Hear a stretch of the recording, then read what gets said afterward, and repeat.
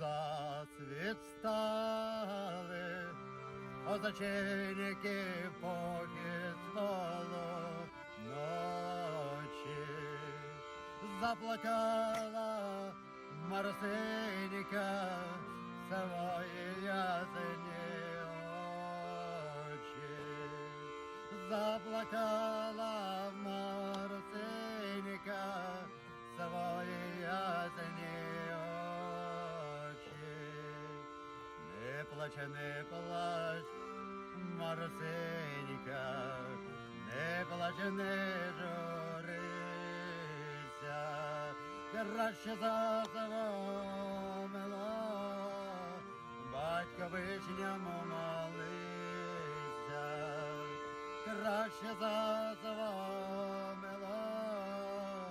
Богу помолися. Світить місяць над водою, а сонця немає. Мати сина в дороженьку слізно проводжає. Мати сина в дороженьку слізно проводжає. Іди, мій синочку, іди, не варися. За 4 неділинки додому вернися. За 4 неділинки додому вернися. Ой, хто знає, чи же вернусь, що в яку годину приймеш мою ж Марусеньку, як рідну дитину. Приймеш мою ж Марусеньку, як рідну дитину, як рідну дитину.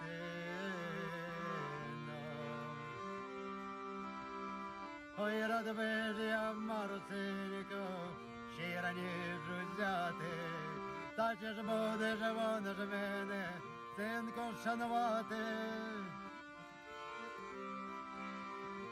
Синку, шанувати.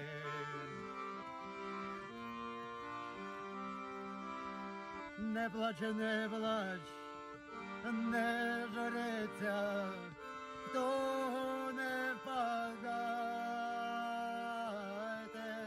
загравники, ворониники, назад сподівайтесь.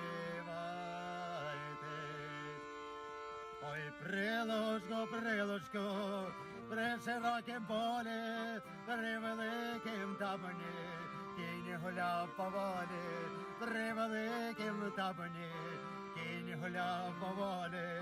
Ой, піймаю, заплутаю, шовковою моздою, ой, піймаю, заплутаю, шовковою моздою. Ой, лети, мій коню, та й вихрем несися, проти милої двора, станом становися, проти милої двора, станом становися. Не плач, Марусенька, не плач, не журися, краще за свого милого Богу помолися, краще за свого милого вишньому молися.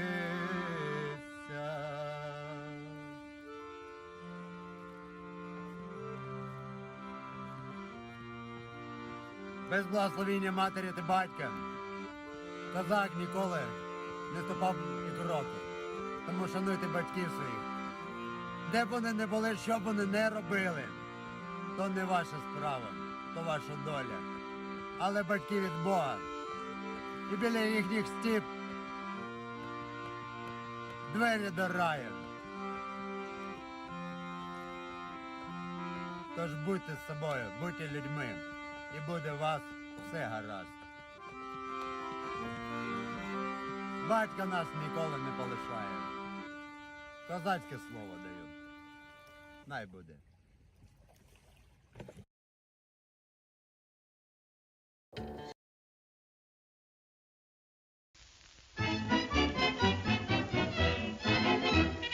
Finlandia, Finlandia, sinne taas matkalla oli Iivana. Kun Molotovin lupasi on kaikki haroshi, huomenna jo Helsingissä syödään maroshi. Njet Molotov, valehtelit enemmän kuin itse Bobrikov.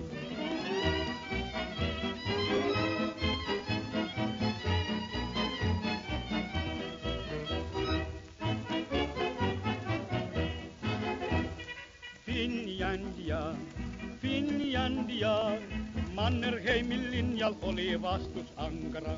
Kun Karjalassa alkoi hirmutulitus, loppui monen Iivanan puhepulitus. Njet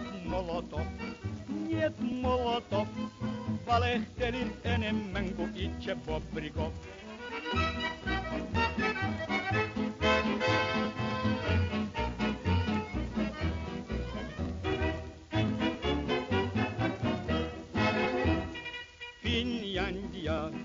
Finlandia, sitä pelkää voittamaton puna-armeija. Ja Molotovkin sanoi, että katso Jortvas mii. Tjuhna aikoo käydä meitä Kraivelistakin. Njet Molotov, valehtelit enemmän kuin itse Bobrikov.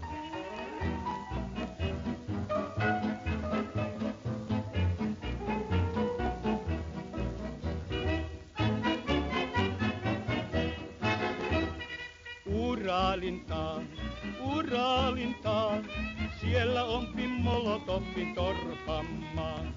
Sinne pääsee Stalinit ja muutkin huijarit, politrukit, komissaarit ja petruskoijarit. Njet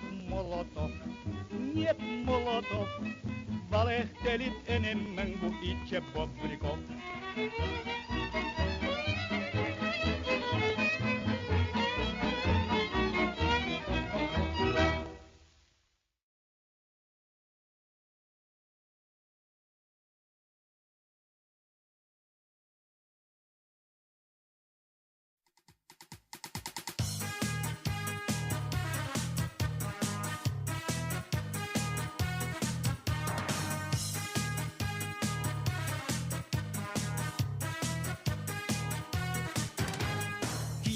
Роздьори, дібрівські ліси, гайчурські хлопці чистої роси, свиснеш із дуба, чуть на 3 віки, скрізь мої краяни, махновці, козаки. Ех, розлита воля, гірше із отрут, соловей розбійник народився тут. Ех, недарма хлопці мед горілку п'ють, соловей розбійник народився тут. Знав Маріуполь, Юзівка і Дон, рейди на Полтаву, Перекоп, Херсон. Коні топтали, зорі мов квітки, ми в степах розтали, ми туман гіркий. Ех, розлита воля, гірша із отрут, соловей розбійник народився тут. Ех, недарма хлопці мед горілку п'ють, соловей розбійник народився тут.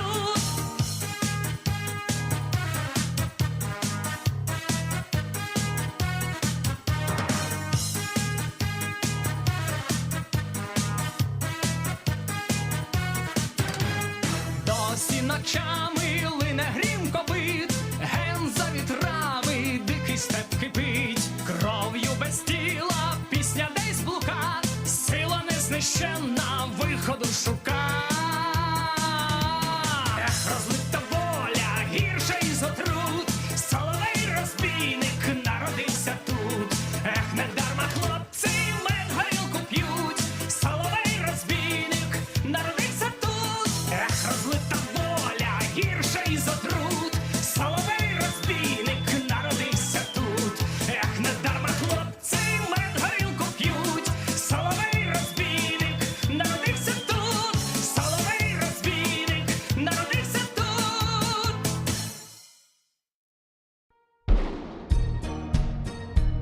I think we're going to end it there. How's everybody doing today? Hope you're all doing well. It is Thursday, 6:44 p.m. Eastern Standard Time, 3:44 p.m. Pacific Standard Time, 1:44 a.m.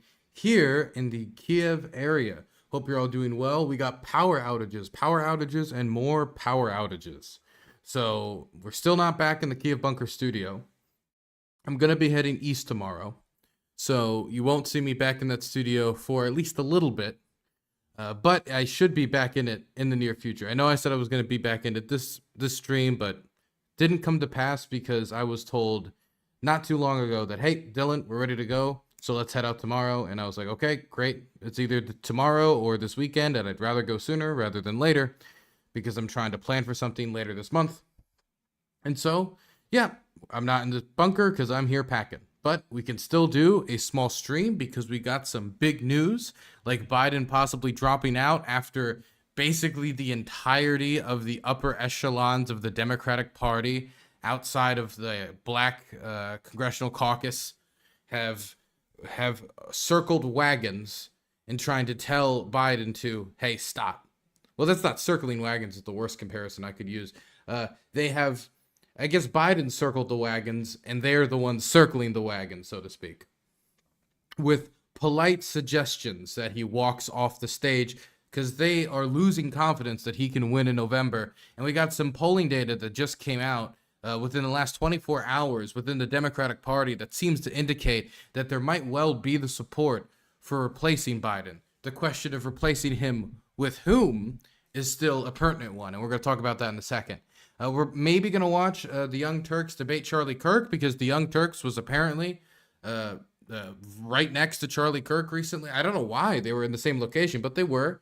And so they had a stream together and they debated for 30 minutes. And I thought, hey, why not? That's content. I've seen nobody else react to it. And we need to talk about how Elon's $45 million a month as the richest man on the planet once again shows that he's not a disempowered, free-thinking, rebel from the sidelines fighting for free speech, but he's another rich man looking out for his own interests. We're going to talk about it. Not saying that he doesn't believe in freedom of speech whatsoever, of course. It's impossible for me to see from his perspective, but at the end of the day, he's still the richest man on the planet, and he's acting like the richest man on the planet. $45 million a month. Yes, $45 million a month. Mind you, the Joe Biden war chest right now is $91 million. $91 million. I know it's like, I think they've raised through the Joe Biden PAC, the Joe Biden-Harris PAC, and a bunch of other PACs and a bunch of other groups. I think in total, throughout the entirety of this campaign, it might be $500 million. Is occurred. But his campaign... Hey Dylan, I'm a new content creator, and I was wondering if you could watch my Tim Pools the Musical on stream? Hey, Moloch the Owl, thank you for $20. I appreciate that. I don't usually... Occurred is occurred. It's on my YouTube channel called Moloch the Owl. Thank you for another $5. I appreciate that. How about this? You email it to me. This is what we'll do. Because today is not a great stream because let me throw out two things. Number one, I'm leaving for the East come tomorrow morning. And so, it's a weird mood. It's a weird tempo. So I want to make sure it's just a shorter stream. It's not going to be 6-7 hours like some of the streams this week have been. And also, it's easier if I can see it before stream. So send it to me at DylanBurnsTV@gmail.com. I'll take a look at it. And if I like it, then I'll show it on stream. But I promise that I will look at it if you email me at DylanBurnsTV@gmail.com. I look through every email. I don't look at my comments on YouTube very often, very rarely. DMs on Twitter every once in a while. The emails will get looked at. That doesn't mean you'll necessarily be replied to. I reply to most people. But I will look at it. So send it there. I'll take a look at it there. Thank you for the $25. And I hope you have good luck in the space, okay? Really, trying to grab the horns of the algorithm is a task. Dylan, did you hear about Russia withdrawing their fleet from the Black Sea? Oh my God, I forgot to put that in the title. I forgot to make that a subject today. We'll cover it. We'll cover it because it's a massive news story. And I feel like I'm falling for the exact failure that I point out in the mainstream press, which is, man, the Black Sea victory has gotten like no coverage. And now that the Russians have basically formally thrown up the white flag and have retreated from the Black Sea, when the entire point of the war from the start, according to them, even though I think this is hogwash, I think it was just one part of it, was, oh, we need this beautiful warm water port. This beautiful warm water port. And then they get cucked with a nation by a nation with no navy in 2.5 years. It's hard to believe. Honestly hard to believe. Moloch the Owl gifted another $5. Okay, thanks for that. Thank you. Thank you for the $30, man. I appreciate it. I appreciate it. And for real, good luck. It's not an easy, it's not easy. It's not easy trying to be the center of the attention online. I mean, before that, of course. Before you become the center of attention online. But no, for real, good luck. Sorry to ask again, but did you contact Alan Lichtman yet? No. But now I'm particularly interested. I've just been busy. I've been busy. But you know what? Alan Lichtman reminder. There we go. A reminder to contact Alan Lichtman.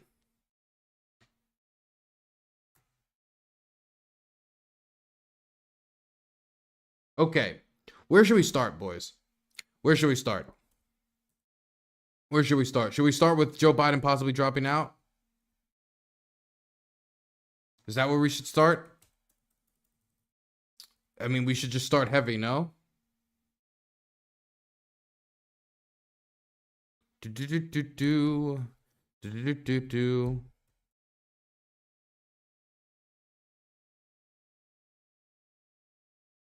Man, if I look up Russia Black Sea, nothing comes up. Really, nothing comes up on YouTube. There's no YouTube videos about this online at all? This can't be.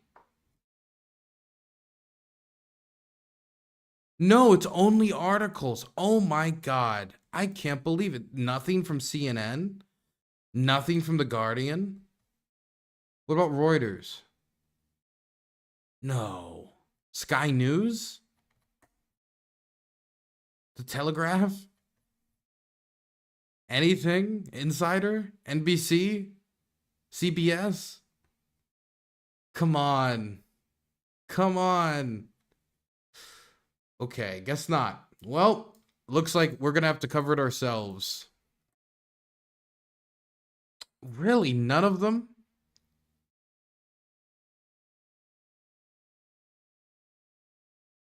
Okay, then.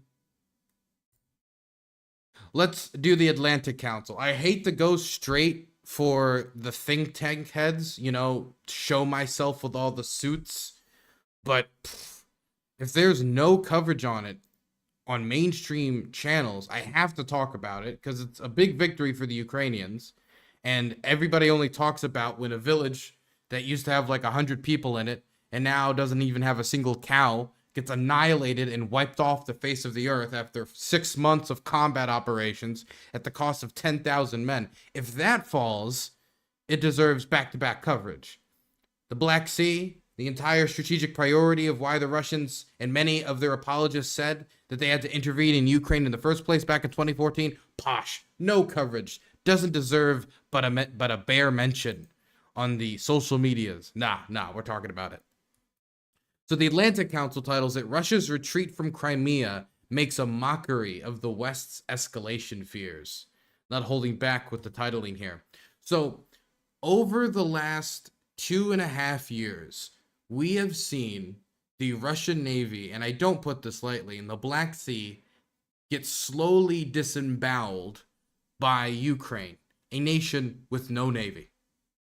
This was not something that happened very quickly. This is something that happened very slowly because the Ukrainians lost much of their navy at the opening salvos of the war, having either equipment captured or destroyed, etc., or being hit in the opening air attacks. And the Ukrainians don't have any big battleships or aircraft carrier. I mean, the Russians only have one aircraft carrier, half an aircraft carrier if you know the condition of it. So, but they have a much larger navy. They have a navy in the Black Sea. They have a navy in the Baltic Sea. They have a navy all the way on the other side, in the east side of Russia. They have all these separate navies because Russia is the largest country in the world. and so they have a lot of ground they have to cover. Well, a lot of open sea that they have to cover. But the whole point of the war, from the Russian perspective, according to them and their apologists, was that they needed a Black Sea port in Crimea, and that's why they invaded Ukraine in 2014. Now, there was other reasons. People will try to simplify this, try to make it, oh, this is the one issue, like they've given you the contra code to the war in Ukraine. There was a bunch of other factors as well. Russian domineering over the Ukrainian economy, Russia's ally getting very, very unpopular on the streets of Ukraine after murdering over 100 people, the Heavenly 100, escalating street protests, rampant corruption, leading to protests on the street, which are reacted to by the Russians. There's a bunch of different factors, but one of them is that the Russians wanted access to this port. Now, what many people will fail to mention is that when the Russians invaded in 2014, is that they already had access to the port. In fact, they already had soldiers in the port because the port was being leased to the Russians, as was the agreement made by the Ukrainian government and the Russians. And after the Euromaidan revolution that overthrew Yanukovych's government, after Yanukovych fled the country because the protests got too out of hand, after hiring the street gangs to put them down didn't work, and trying to limit protest sizes didn't work, and sending out the Berkut special police forces didn't work. He flees the country. They invade, even though the Ukrainian government offered to continue the lease. They offered to continue the lease. That's often not talked about, but this was the centerpiece of the war. So if this was the centerpiece of the war, and Crimea has been occupied for about a decade now, and in that time, they've killed Crimean Tatar activists, they've solidified their control, hundreds of thousands of people who used to live there had to leave, either due to political pressure, being boxed out from society, etc. You would think at the start of this war, this would be a priority to protect. The Russians went on the offensive, they attacked from Crimea, but the Ukrainians, as the war went on, and the 3-day special military operation went on for 3 weeks, and then it went on for 3 months, and now it's about to go on for 3 years. In that time, the nation with no navy has adapted quite a lot. They've used, for example, anti-ship missiles. They've retrofitted them and lobbed them at ships to take out the Russian Navy and to target the Russian Navy. The Russians lost, I believe it was the flagship of the Russian Black Sea Fleet, 2 missile strikes from the shoreline launched by the Ukrainians. But this isn't the only thing they're doing, just keeping anything within missile range away, trying to keep them scared and off of Ukrainian coastlines. They've also been using, very effectively, Sea Baby UAVs. These are unmanned aerial vehicle. Actually, no, it isn't a UAV. It's a USV. It's an unmanned surface vessel. And what they do is take these Sea Baby drones, they stuff them full of explosives, they drive them up to the ships, and they go kaboom. And the Ukrainian military intelligence has released video after video after video of experiences like this, destroying Russian tugboats, destroying Russian patrol boats, destroying Russian transport ships, destroying all sorts of Russian ships in the Black Sea. And through this slow prodding, with the Russians unable to do a naval landing in Odessa like they wanted at the start of the war, and with the Russians being pushed further and further back from the coast, unable to enforce their grain blockade, which is another big victory that the Ukrainians won on the seas, was being able to break the Russian grain blockade and the Russian blockade on Ukrainian ports after they left the grain deal and wanted to blockade the country. They kept getting pushed back. They kept losing ships. The Ukrainians continued to experiment. And it got to the point where they've lost like 40 to 50% of the Black Sea Fleet, including its flagship. The flagship of the Black Sea Fleet. I mean, that was lost almost 2 years ago now in the Black Sea. And it's gotten so bad that the Russians originally took it from the coastline, then they took it further from the coastline, then they took their ships to the bases in Crimea, and then when the bases in Crimea were getting hit and the Russians lost a submarine there, then they started to move it back to the Russian coast. The Russian coast, actually I could show you a map of it.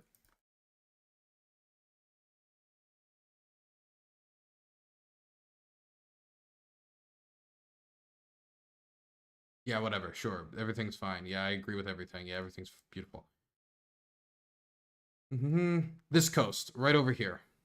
This coastline, to try to protect the ships. And even there, the Ukrainians were harassing them with drones, UAVs, unmanned aerial vehicles, not the actual surface vessels, trying to hit those locations as well. And this has led to not only the Russians not being able to attack Odessa with a landing, this led to the failing of the Russian grain blockade, of them trying to stop the Ukrainians from exporting their agricultural goods, but it's also just led to a crippling of the Russian Black Sea Fleet, of them being able to not use it as a military asset like they want to its full capacity. They need to keep those ships further away from the Ukrainian coast, further and further and further away as the ranges of these drones increase. For example, before the war, the Ukrainians can only reach 250 kilometers with their drones. Now they can reach 1,250 to 1,400 kilometers when you see how far some of these drones have gone into Russia, taking out oil refineries, taking out ammo depots, taking out other like electrical substations deeper in Russia. And so as the range of these drones increase, as they continue to whittle down more and more of the Black Sea Fleet, and have already lost their flagship, there's a cost calculation that the Russians have been forced into of where do they want to try to continue to enforce the blockade to economically strangle Ukraine but risk their navy, or pull back on a lot of these attacks from the navy, pull back on the pressure on Odessa, pull back on the pressure on the blockade in order to preserve the ships. And they've chose the latter option. Not that they were given much of a choice. I mean, they could have gone through with that, but it just would have meant a lot more videos on the internet for what, 3, 4, 5, 6 months of ships getting hit with sea baby drones. And so they were put into an extremely difficult position where a nation with a rich maritime naval tradition was humbled by a nation with no navy at all. This week marked another milestone in the Battle of the Black Sea, as the Russian Navy reportedly withdrew its last remaining patrol ship from occupied Crimea. The news was announced by the Ukrainian Navy spokesperson Dmytro Pletenchuk, who signaled the historic nature of the Russian retreat with the words, "Remember this day."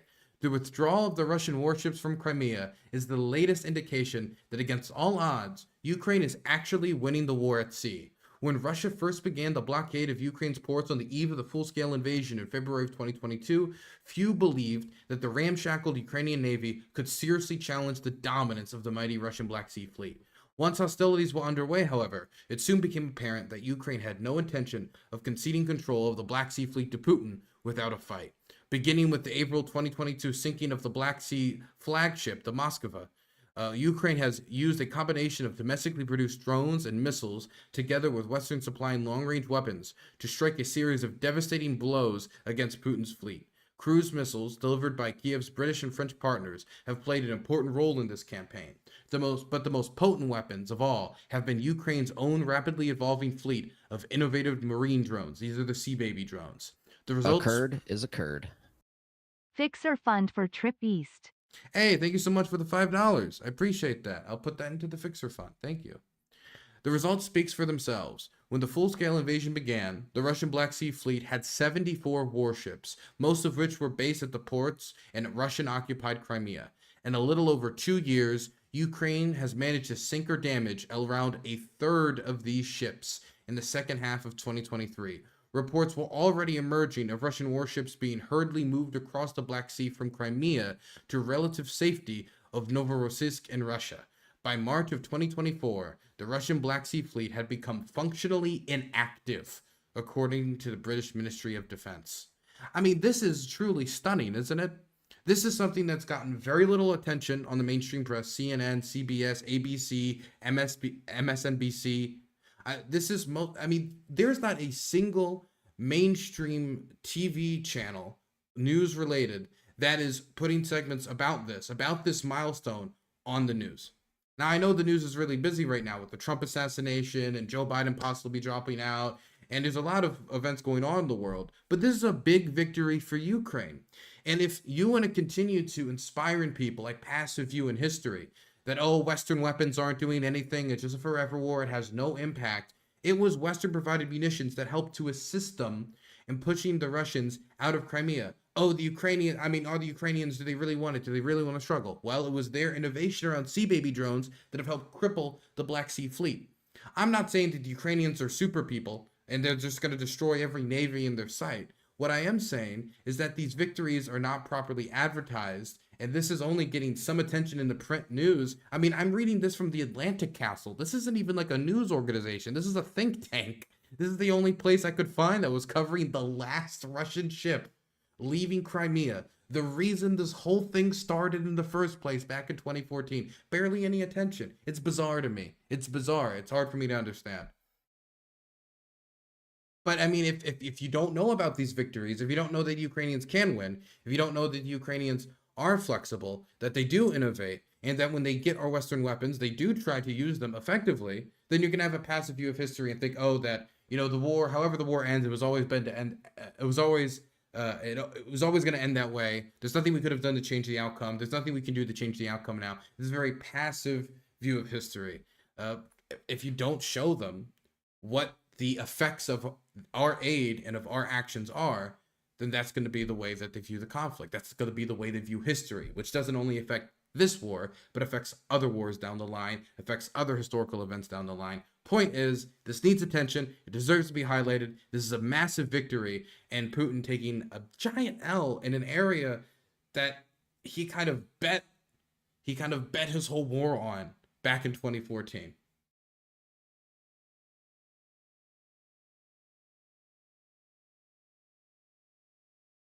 It's all focused on Trump and Biden right now. Yeah, this type of stuff is getting very little attention, if any. If any. This ship sank like 6 months ago, bro. The last Russian ship. It's not about the Moskva. It's not about like any individual ship sinking. What's important about this story is, I mean, how do I even, what can I compare this to? I don't even, like, if we fought a war over like Taiwan with the Chinese, and then the Chinese were able to stop any and all supplies from getting to Taiwan, that'd be a massive milestone deserving of attention. If this war is over Crimea and the Russians can no longer even keep their ships there because it's too dangerous for them and they've lost too many, and this is the point of pride, Crimea is, you know, Catherine the Great's jewel. I feel like it deserves more attention. So it's not about any individual ship sinking. It's about you know, the historical moment of them pulling back from Crimea, at least when it comes to their navy. The fact that the Black Sea is at all contested, not only contested, but it's making the Black Sea fleet have to fear sailing in those waters to the point of inactivity. That's not contested. That's dastardly from the Russian perspective. Anyway, where were we? Okay, let's move forward. Before we talk about the Biden stuff, let's talk a little bit about the RNC, because I want to give one more update on a story that we were talking about. And that's the Matt Gaetz, Kevin McCarthy rivalry. So apparently Matt Gaetz spoke at the RNC, and I don't know if you guys are gonna notice it, but he looks a little different. Ladies and gentlemen, please welcome Congressman Matt Gaetz of Florida.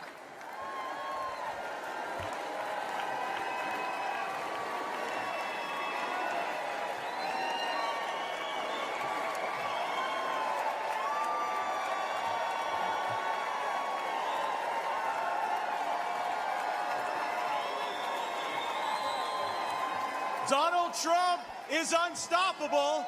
Elect him president again, and America will be unstoppable too. Meanwhile, Joe Biden's been out of it.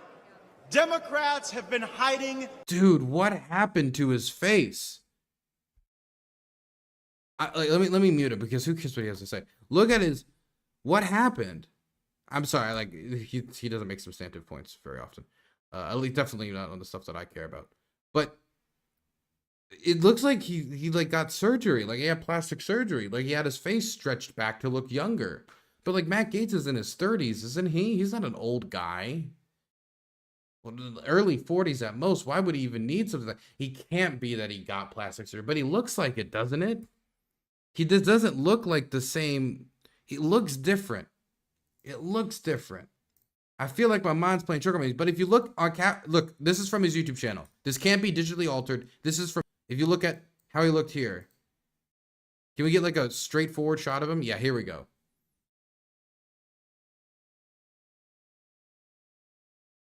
Come on, work.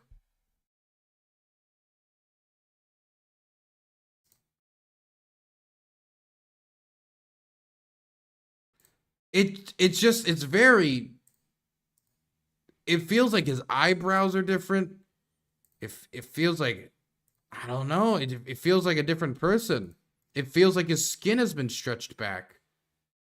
Either way, that's not what's important. It's not important that Matt Gaetz is turning into a Ken doll. What is important is the fact that Matt Gaetz shouted down Kevin McCarthy during a TV interview, telling him how everybody hates him and how everybody would boo him if he was speaking on the stage. And I mean, we've already talked about this on the channel before, but we have more information on it. Speaking. What night are you speaking? Are you speaking tonight? Or one person? No. Hey, you're not. If you took that stage, you would get booed off of it. You would get booed off the stage. So in this video, he's talking to former Republican leader of the House, Kevin McCarthy, who he helped usurp and throw out during the Republican speakership race, which ended up becoming a massive mess for Republicans and something that a lot of people still resent Matt Gaetz over. And he's confronting him on the House floor because these two do not like each other. You know, Kevin McCarthy obviously doesn't like Matt Gaetz because he helped throw him out as House Speaker and cause a lot of chaos in the Republican Party. Matt Gaetz does not like Kevin McCarthy because of previous comment Kevin McCarthy has made of Matt Gaetz, and him thinking that Kevin McCarthy has not given Matt Gaetz enough, either on policy concessions or when it comes to appointments. And the rivalry just heated up to real kind of a seething hatred from both of them. By the way, you can see here in the corner, there's a guy that kind of confronts Matt Gaetz. We got a closer shot of that here, where the guy tells him to tells him to chill the fuck out. You would get booed off the stage. Shut up, Gaetz. Hey, don't be an asshole. Dude, I don't even know who you are. It doesn't fucking matter. Don't be an asshole. Yeah, I'm just standing here. So don't be honest. It really felt like he kind of deflated his balloon there, doesn't it? Dude, stop being an asshole. I don't know who you are. That's a Matt Gaetz line if I ever heard one. Hey man, you're being a prick. How many? I don't know you. You're not famous. You're not famous. Very Gaetz thing to say. Anyway, apparently Kevin McCarthy was asked about this interaction after the fact. So not only did Matt Gaetz not look particularly well here or look well on stage, but when Kevin McCarthy was asked about this after the fact, he went in. He talked about the ethics investigation into Matt Gaetz and the allegations of sexual conduct with underage girls. He talked about Matt Gaetz's behavior. You know, I'll just let Kevin McCarthy speak for itself. Point is, it's very clear that Kevin McCarthy is holding nothing back. Get booed off. So that's the way they you would get booed off the stage. That's the biggest challenge we have. He said you would get booed off the stage. What's your response to him? Well, you know, he looks very unhinged. I mean, a lot of people have concerns about him. And I'm not sure if he was on something, but I do hope he gets the help that he needs. But more importantly, I hope the young women get the justice they deserve when it comes to him. I mean, you're referring to the House Ethics Committee investigation that is ongoing. Yeah, with his partner in jail because they paid underage women for sex and drugs. Yeah, that's what I'm referring to. So he is denied. Oh my God, he stops it to list out everything. Just to clarify, the pain of underage women and the taking of drugs, specific, drugs as in, you should start doing like a joint motion. No, that's not good enough. It needs to be crack motion. Really get the point across. All of that. I'm wondering, doesn't he deserve the presumption of innocence here? Well, people are in jail. The women have confirmed it. He came to me. If I still wanted to be speaker, I could have done something illegal and stopped the ethics committee investigation that started 4 years before. He told you to stop the ethics investigation. Yeah, that's what the whole motion to vacate was about. The Law and Justice Party. Not Law and Justice. I just got confused with the Polish party. The Law and Order Party. Law and Order. Man, there seems to be a lot of people who just think that they're in the MAGA movement, in the upper echelons, who just think they're above the law. I wonder if there's anybody in the MAGA movement that could have inspired them to think that their political operatives did not need to be held to the same standards as everybody else. He wanted me to engage and thought somehow I started this investigation. It started long before I was ever speaker. And as you know, as Congress, I don't get involved in ethics. It's an equal number. They could investigate me. It has to be its own arm and branch. And so he wanted to leverage me to try to do that. And if I didn't, he wanted to do a motion to vacate.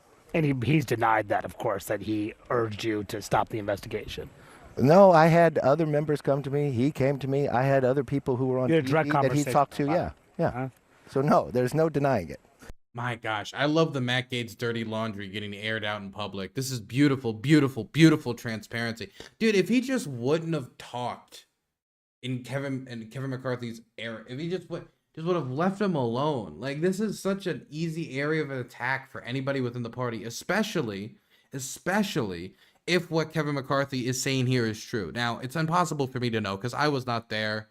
Kevin McCarthy, it seems to be claiming that others were also contacting him to try to shut down the investigation into Matt Gaetz on Matt Gaetz's behalf. So that would imply that there were other witnesses and people with knowledge. Then again, if they're carrying that information on behalf of Matt Gaetz, I don't know how willing they're going to be to come out against him. Point is, though, if what he is saying here is true, how out of all the people to try to corner him, you go after him, he could drop that bomb at any point, even if it doesn't mean you get arrested or anything. Just the fact that he's poking it with a broomstick, he's just dragging attention to it. Why would you do that? Why? It's God. Matt Gaetz looks plastic. He comes off as plastic, but guess what? If you see him playing with dolls, there might be some other intentions. So please call your local police department if you see that behavior from the man. My goodness. My goodness. Out of all the people, why Kevin McCarthy? What is it with people in the MAGA movement specifically screwing over their fixers? Trump has the same problem. When Trump, the big reason why we know a bunch of the stuff about Trump when it comes to his criminal activities, or when it comes to any of the stuff that he was getting impeached over, a lot of it had to do with the fact that he was screwing over his fixers. And so then those fixers, after being burned by Trump, would go talk to the press, or they'd go talk to other political analysts, or they'd go talk to other people. What was this? One second. Donald Trump's. I'm thinking of Michael Cohen right now. Yeah, Michael Cohen. He screwed over Michael Cohen. But the thing is, Michael Cohen wasn't just his fixer. Michael Cohen was also the person who managed the money. And so he did two things back to back that was very stupid. He first made the person who's also his fixer also be the person who manages his money. First mistake. Second mistake he made was burning the person who both is his fixer and manages his money, who just so happens to be the same person.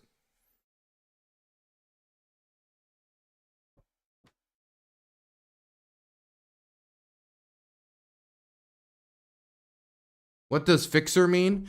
A fixer in politics terms is somebody who fixes your problems. Let's say that you're a politician and you just had a crazy weekend. You wake up from a bender. You got white snow on your nose. Your eyes are blurry. You're just waking up. But out the corner of your eye, you can see, damn, you did it again. You murdered another prostitute. Gosh. And here at the Republican National Committee, this is the third twink in a month. What do? You call your fixer, and they're the person who comes and fixes your problems. That's the idea.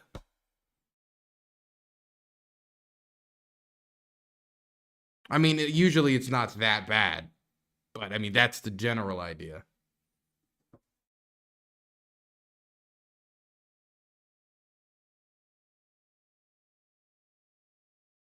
Why can't Hillary come back and save us from this nightmare? You know, every day before I go to sleep, I say a little prayer that Hillary will come back to bless us all, but it hasn't been answered yet. God. Hillary Clinton. I gotta say, it'd be the funniest. I would laugh so hard. It would be so funny that I could almost forgive the Democratic Party for immediately dooming this country if they did that. Dylan, what's your thoughts on twinks? Like, generally? I don't know what the, like, I don't know. You got to be more specific. Better suggestion. No, we're not taking Bernie as president. Terrible idea. I already said this before, but why would you take somebody who's older than Biden to replace him when the issue is Biden's age? It is like, I know Bernie's different than Biden and like people age differently, but if this is the key issue, I mean, it'd be too easy to get attacked on.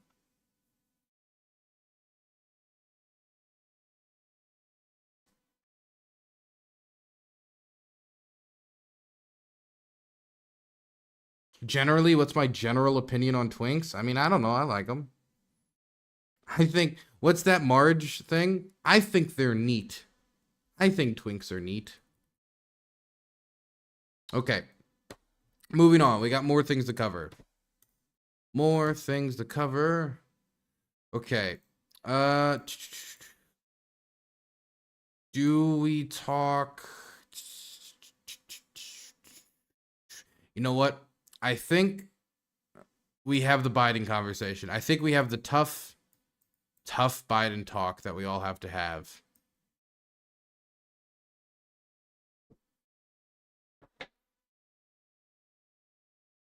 How about hunks? Okay, I'm not gonna have you guys making a kink tree. Okay? Out of my preferences. We're not doing that today for stream, okay? We're here to talk about politics. Well, to be fair, the issue isn't his age. If Biden was 100 years old and still mentally sharp, there'd be no problem. His mental acuity, but that's just a nitpick. I mean, it's the same thing. People interpret it as the same thing. Did you contact Alan Lichtman? Animation Assault, I just told you earlier that I'm going to contact him later. God, it's been less than 10 minutes. Do you think I've emailed him in the last 10 minutes since you've asked that question before? How about you ask that question again in 5 minutes?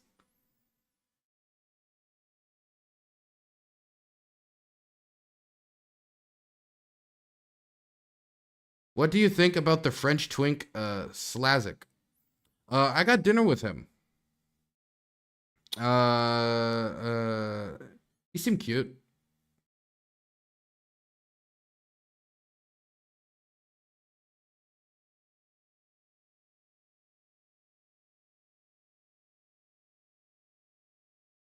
You said this weekend you would contact him. This weekend? Well, that's the weekend I'm going into. If it's this weekend, it's that the day hasn't passed yet. Did you contact Alan Lichtman yet? Okay, we're done.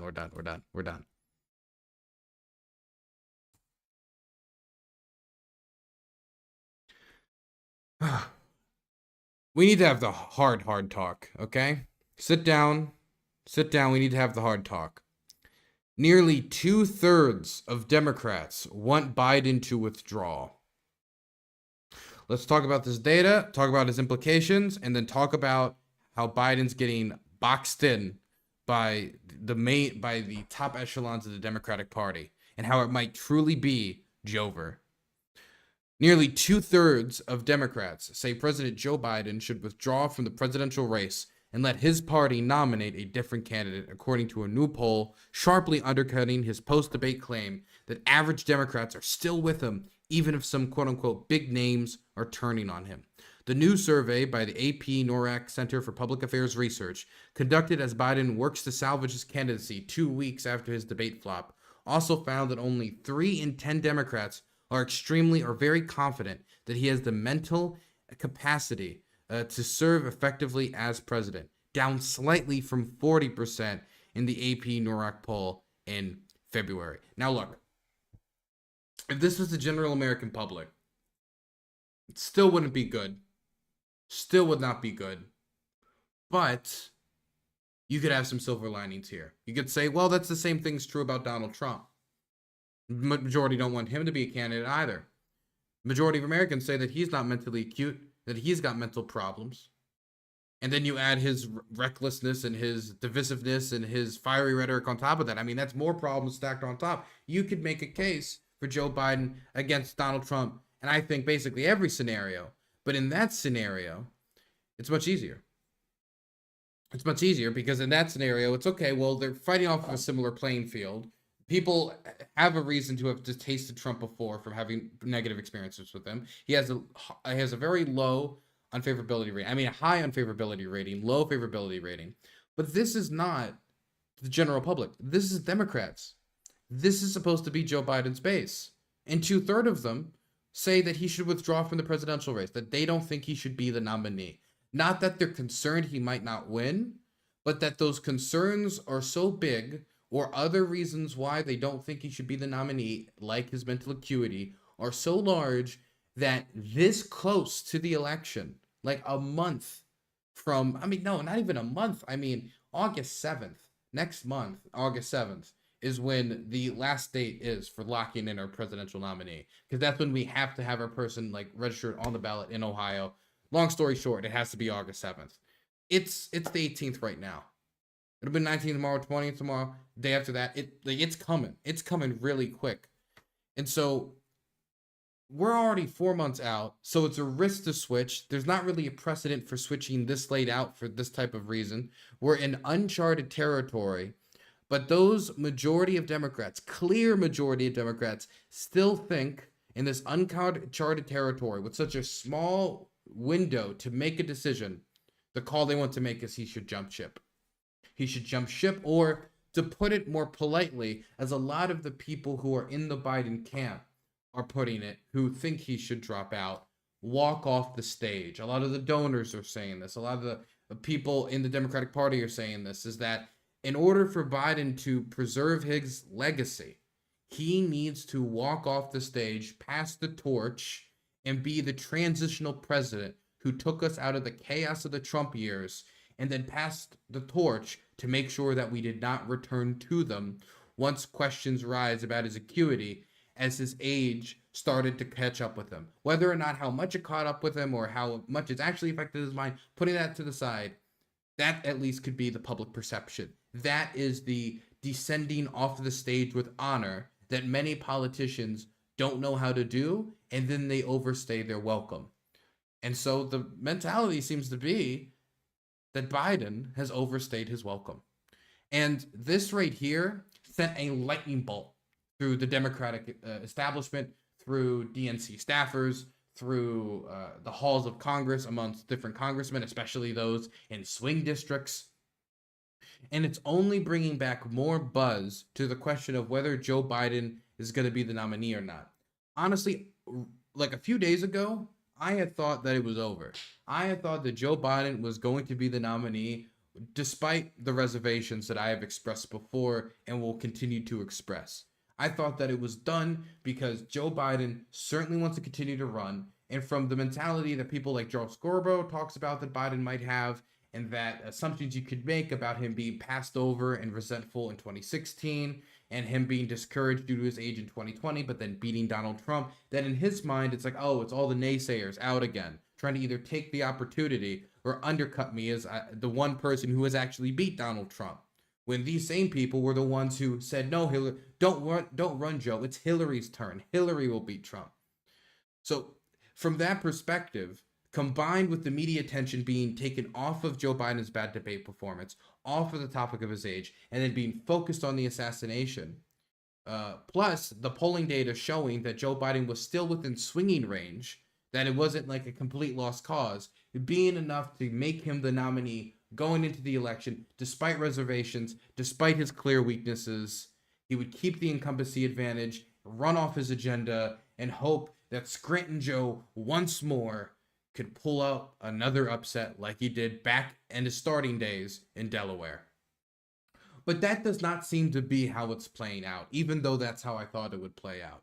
Instead, Adam Schiff from California, who recently won the election to become the next senator from California against a bunch of other challengers like Barbara Lee and others, he stood up and said, and did this publicly, this is in public, Joe Biden should step down. In fact, We could go back and read his letter. I think I have before, but the gist of the letter was Joe Biden has a great agenda. He's done so much for this country, both as vice president and president of the United States. He has so much experience, such a great guy. Thank you so much. You're such a king.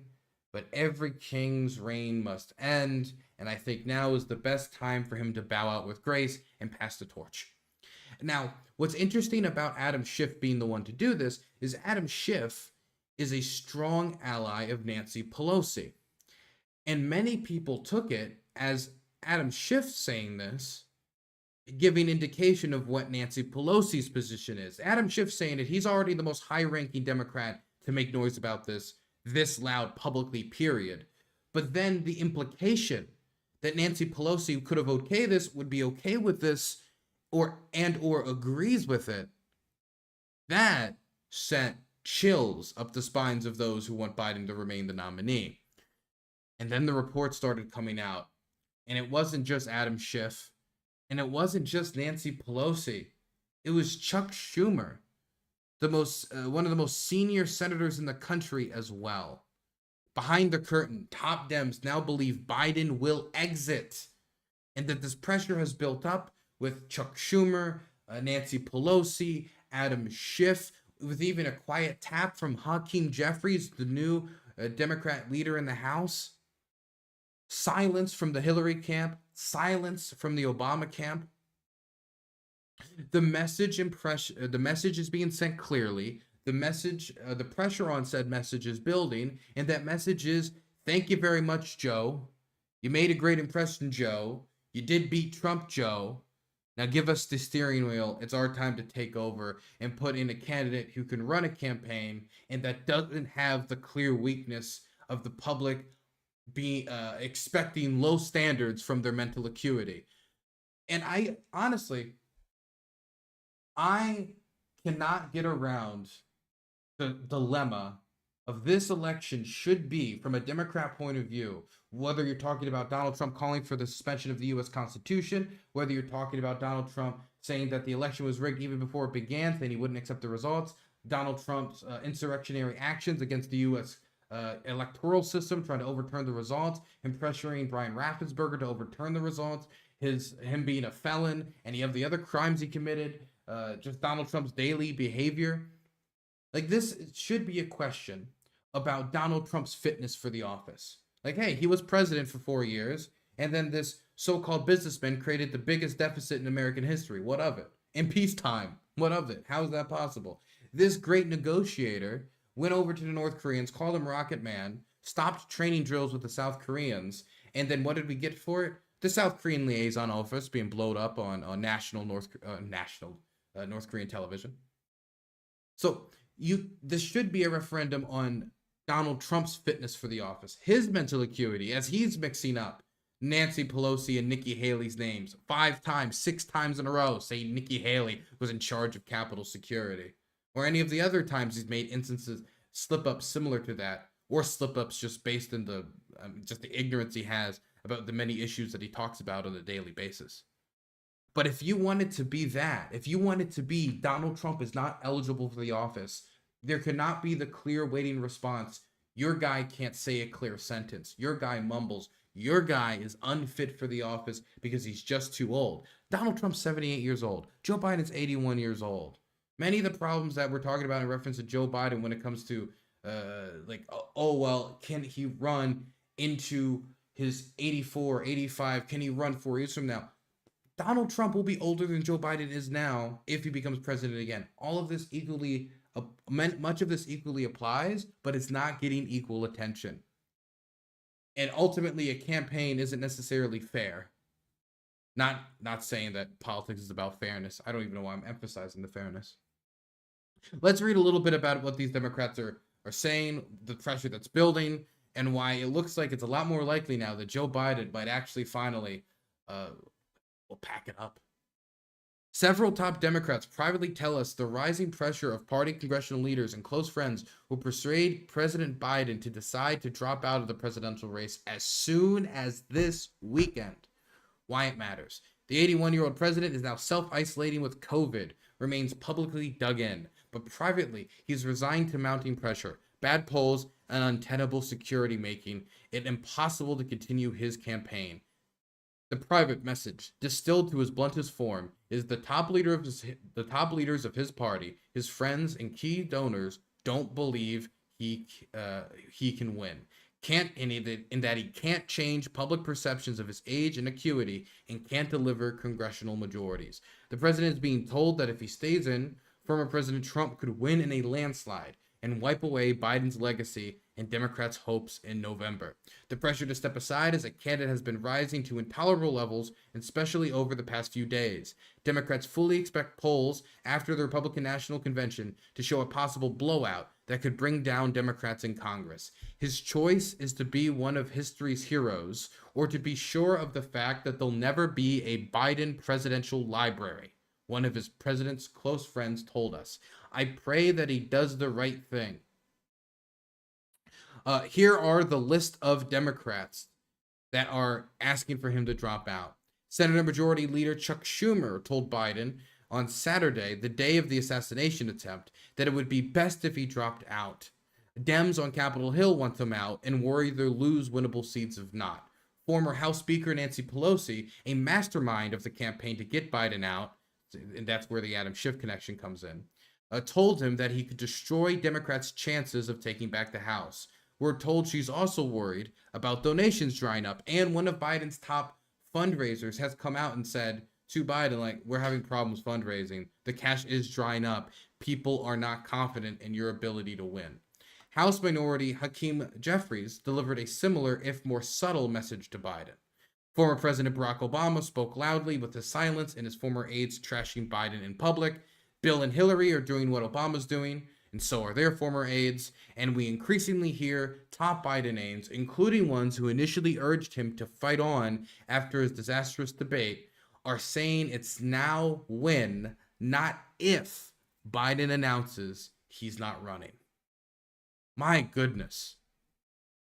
It's now when, not if, Biden announces he's not running.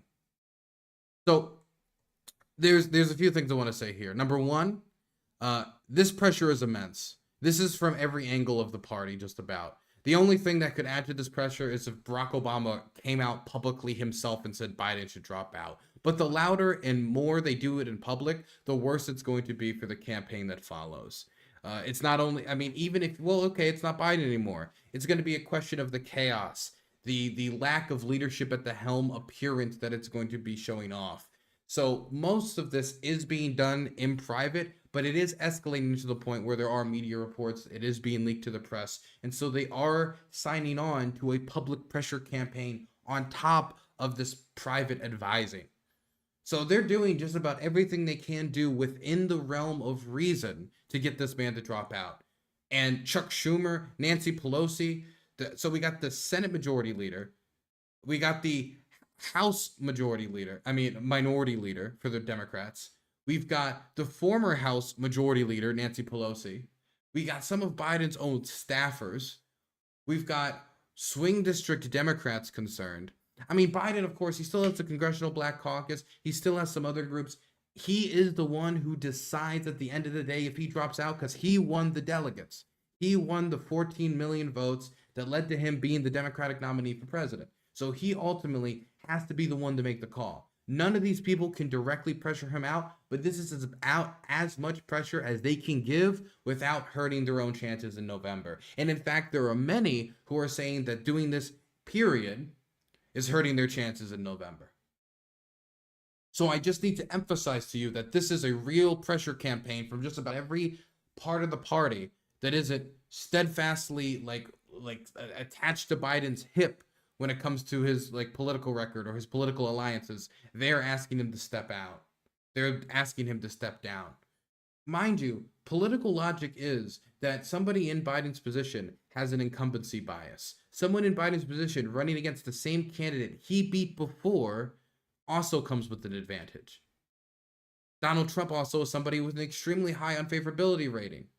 They would not be asking him to do this unless they truly believed that he was not the best candidate to win, and that the best chance they had was in rolling the dice on a new candidate. Well, whether that would be Kamala Harris, Gretchen Whitmer, Gavin Newsom, who knows? I think it's going to probably be Kamala Harris. I think they don't have much of a choice outside of Kamala Harris.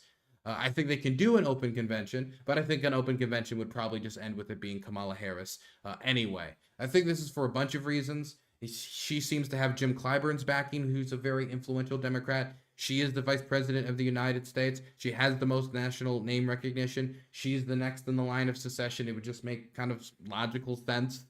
She also has the support of key constituencies that Democrats need to win in November, and that if Democrats pissed off, would hurt them in November. And she also has easy access to the $91 million in the war Biden campaign chest. While the other super PACs that helped Democrats get elected could hypothetically switch up very easily for Gretchen Whitmer, for Gavin Newsom, the $91 million in the campaign chest, it only can support somebody that's on the ticket. So it would have to be Biden and or Harris because it's the Biden-Harris campaign. And so for her, it makes it very easy. There might be some workarounds, but it's another level of complications that Democrats probably just do not want right now. So what do I think about this pressure campaign? Well, first, I just want to say, honestly, after watching, and I said this at the time, after watching Biden try to campaign his best over these last 2 weeks, watching his interview with Lester Holt, watching his speech at the NAACP, watching his speech talking about extreme weather, watching his voter interactions, I think that the Joe Biden that we saw at the debates was not Joe Biden at his best. I think that over the weekends and weeks that we've seen since, we have seen more of Joe Biden at his best from what he can do. I think his speech at the NAACP had a lot of really high points. I think that he listed off a lot of policy that his administration has worked on, and he has fought really hard over the last 2 weeks to better sell the accomplishments of his administration. But the problem is, the slip-ups at NATO still came, and once it was all said and done, it was those clips that most people heard about. It was Joe Biden talking about Vice President Trump, and it was him introducing Zelensky as President Putin, even if these were just honest mistakes. Mistakes that Donald Trump also makes. That's the main thing that was taken by the press and ran with. That was the main thing that was clipped and shipped. That was the main thing that was probably interesting to the average person versus a long, complicated policy proposal. If you watch the entirety of that press conference, Biden was taking back-to-back questions. 2 questions from journalists, many of them repeat questions, which tends to make me believe that they didn't clear every question in advance. And he was answering them. He was taking his time, which was good, but he was answering them and he was giving them detail. He has this problem still with him sometimes trailing off and saying anyway before restarting a new sentence or whatever. He still has the problem with leaving his mouth agape when he doesn't need to, which just makes him look even older. Biden still has problems with, of course, mumbling and fumbling on his words or switching words up. But something that he was doing better was that when he messes up, he doesn't just stop and get stuck on it and then has to default to saying whatever or anyway or just looking like he just trails off. He would keep going, which is something Trump does as well. When Trump messes up and he mixes up words, he just keeps going. Or on occasion, which I did think showed presence of mind, he would correct it. He would correct his word. He would say one thing and he'd be like, oh, sorry, I meant this. Which, in my mind, I think shows more awareness of the situation around him than if he was just say the line normally. But, of course, under the certain circumstance, under current political narratives and current circumstances, that can only look bad still. But I do think it shows more presence of mind. He has not done enough, though, to get rid of the stick. He has not done enough to reverse the polling data, showing that the majority of Democrats want him to drop out. He's not done enough to reverse the polling data, showing the majority of Americans and the majority of Democrats don't think he's mentally acute. And when you're talking about President of the United States, you're talking about a job for 4 years. And even though Joe Biden on his worst day, literally in an urn, would be better than Donald Trump on his best day, people see an energetic Trump on the campaign trail messing up his words, but he has energy. They don't see that from Joe Biden, and they question his mental acuity when you also see on top of that the clips of his mixing up his words. And when Donald Trump lies so constantly and mixes up his words as well, But that's been going on for 6, 7, 8 years. The visible decline of Biden's speech and of just himself is more of a story than Donald Trump's continuing to lie and his verbal mess-ups. And so the next 2 to 3 months, what is the press going to talk about? What's going to be the center of the conversation? Is it going to be Joe Biden's ineligibility or Donald Trump's? Is it going to be both? Either or those options are worse than it just being Donald Trump's. And so I'm leaning towards, if I'm being honest with you guys, at this point, Joe Biden being replaced with another candidate. I still think there's advantages if you keep Joe Biden. Joe Biden's beat Donald Trump before. Joe Biden is the incumbent. Joe Biden is somebody that has a lot of national name recognition. If you switch to anyone, even Kamala, there's going to be a ton of digging or attempts to dig to see if they can find any scandals. And who knows what can come up? I mean, really, who knows? I mean, with J.D. Vance, we're just getting, like, for example, people are going through J.D. Vance's Venmo history to see what they can find, to see if they can find anything shady. And we're finding some weird stuff about J.D. Vance. But if you put Gavin Newsom, that guy with the slick back hair, you put him under that type of a microscope, you think you're not going to find anything? I mean, I could take like a guess, like, oh, J.B. Pritzker maybe will have less of that problem. Maybe Sherrod Brown will have less of that problem.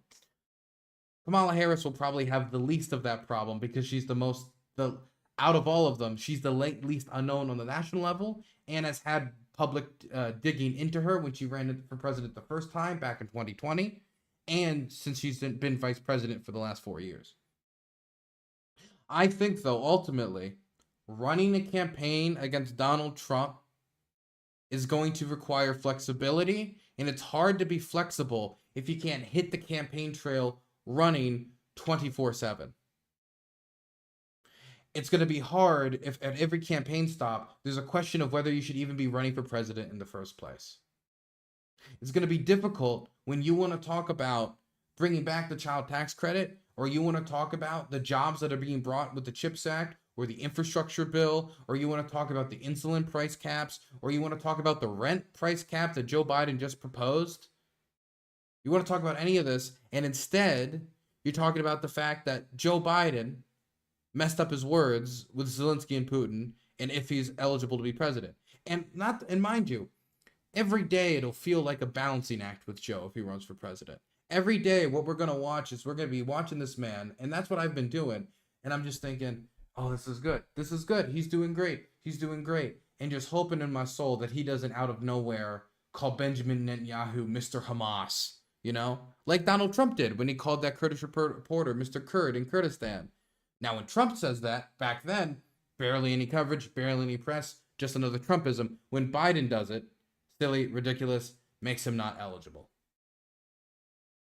So I think that because that's where the press is, that's where the attention's going to be, because the public wildly, overwhelmingly has this question about Joe Biden and his ability to continue to do the job.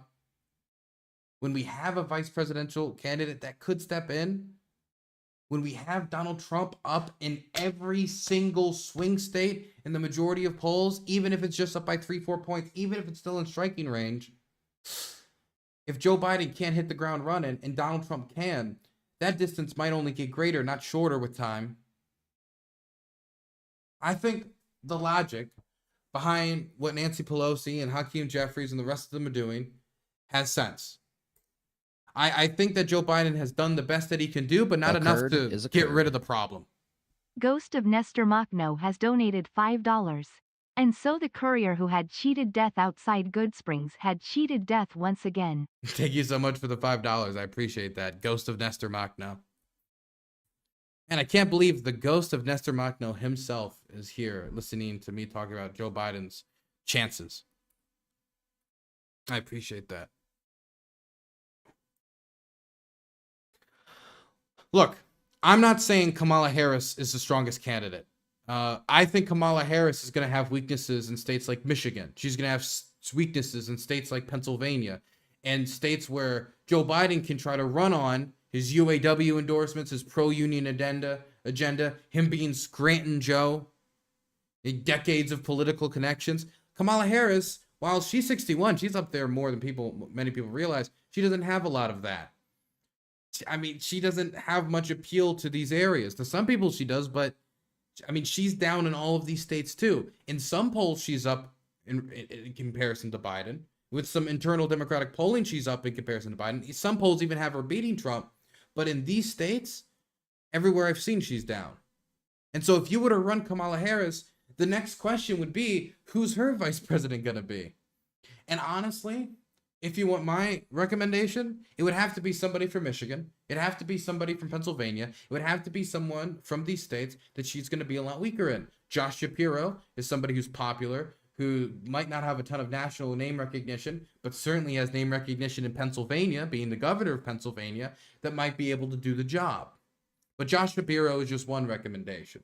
There could be others as well, but you get the point. Whoever the vice presidential nominee is going to have to be somebody that can plug up Trump's weaknesses. J.D. Vance was a pick for Donald Trump, I think mostly based in loyalty. From the fact that J.D. Vance said that he will overthrow the American election system to keep Donald Trump president. That is a loyal bulldog who will throw across all virtue across the room for you. And that's good post-election, not really good pre-election. The advantages that J.D. Vance provides pre-election is that he comes from the Rust Belt. He's from Ohio.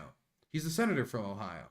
And so he's going to be making that appeal to them. And if you've been watching his RNC speeches, while they're stale, they're not very deep, I don't think he's the best public speaker in the world or extremely charismatic. It's been very much targeted towards those specific swing states which they want to win. Those states that have seen, well, the rust of deindustrialization that he's trying to appeal to. Saying, oh, I know the pain of drug-addled homes with my mother's addiction. Oh, I know the pain of being from these Rust Belt communities. He's making that appeal. Harris needs to make that appeal stronger and needs to make it based in the policy achievements of bringing back microchip manufacturing.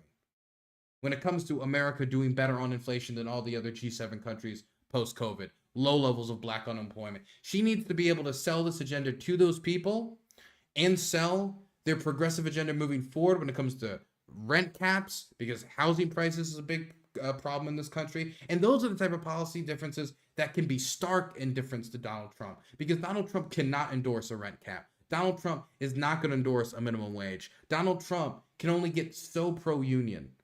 Donald Trump, I mean, even when he was saying that he was going to be in favor of maternity leave when he was running against Hillary, that was a lie. He never went through with it. But I mean, even that probably was acidic in the campaign room.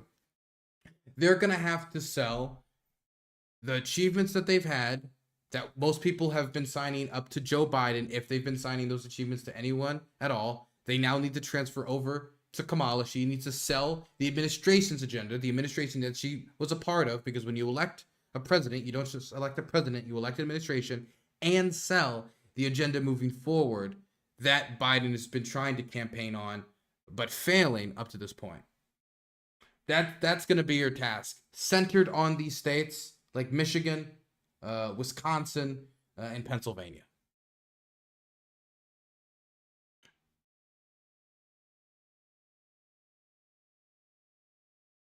Question is, do Ohio voters actually like Vance? I mean, he beat Tim Ryan, but also Ohio is is basically a red state now. It is a red state. I mean, calling it anything else than a red state now is just coke. Okay. Questions. What do you guys think? This is a big topic, and I feel like, you know, it deserves some attention. So I've gone through my spiel. What do you guys think? You guys got questions? There are better choices than Kamala Harris and Gavin Newsom. Animation Assault, you keep proposing Bernie Sanders. Bernie Sanders is not going to be president of the United States. I campaigned for Bernie in South Carolina. I was a Bernie bro. I was a Bernie bro in 2016 when I couldn't even vote, and I was a Bernie bro in 2020 when I canvassed for him and voted for him, even after he dropped out. I was a bitter Bernie bro, but I still voted for Joe because of the stakes of the election. There's no, he's not an option. And if you say there's other better choices, name the choices. Because I can have a dream candidate, but elections are not about throwing out there your dream candidate. Primaries, maybe. you could, in some primaries, you can attempt to do that. But even in primaries, you're not going to necessarily even find your dream candidate. You're going to find somebody that's closest to your dream candidate.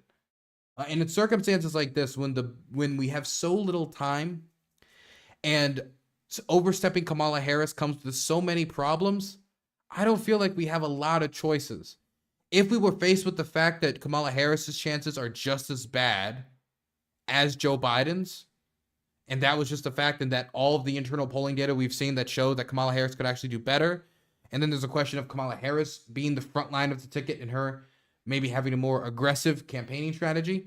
If that couldn't be calculated or estimated to be enough to have her have a better chance, then yeah, I guess you would have to skip her and take the risk of pissing off her base, and then you'd have to face the problem of the $91 million war chest not being in Gavin Newsom, Josh Shapiro's, fucking J.B. Pritzker, Sherrod Brown, or whoever's name.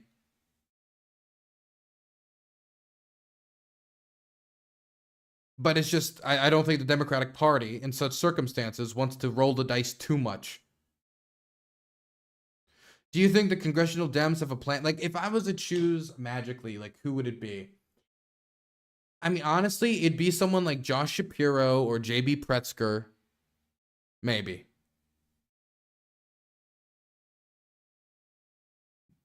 Maybe a Sherrod Brown. I don't know.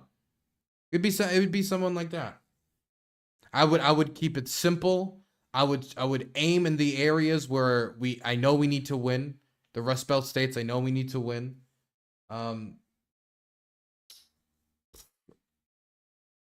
Don't take J.B. Pritzker from us, best governor we've had in decades. Sorry, buddy.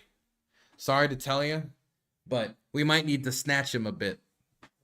I really do see good things in J.B. Pritzker's future on the national level if he can make that transition.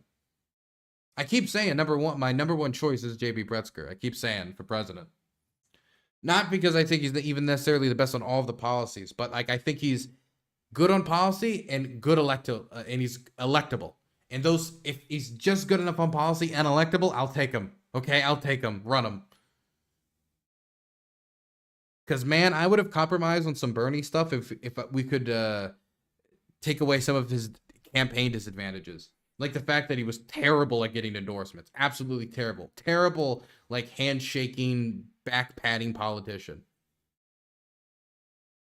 Elizabeth Warren is, it's too much of her. She's not even talked about. I don't know if there's any polling data or anything to really weigh her off of. I mean, I think Elizabeth Warren would be, progressive. That's something that I would like. But I don't know if there's any polling of Warren versus Trump. I don't even know if she has the national name recognition. She's mostly just known as, it's that one liberal from wherever. I mean, we're talking about that with a lot of these candidates, but like Warren ain't on the radar. It's not even like some of the people are being talking about. So like, I mean, maybe she'd make a good president. I just don't think that she's an option. And I don't even think she's throwing her hat into the ring. But I mean, I would take her.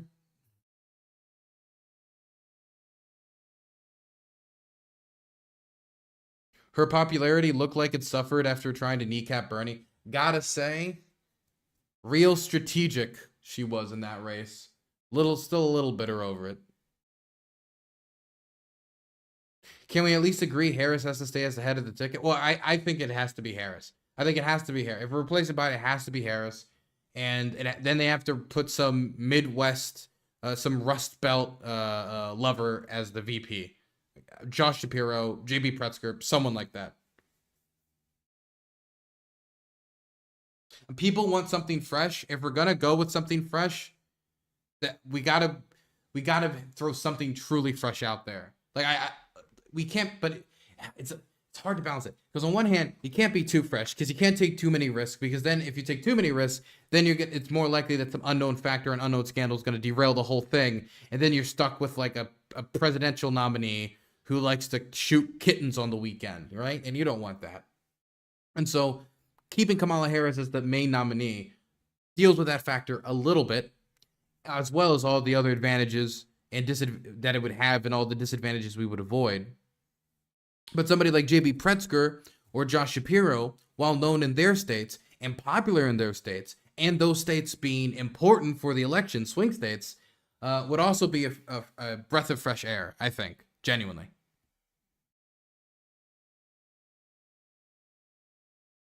Plus, if you're going to run Kamala Harris, you got to run a white guy with her. Sorry, I'm just being real.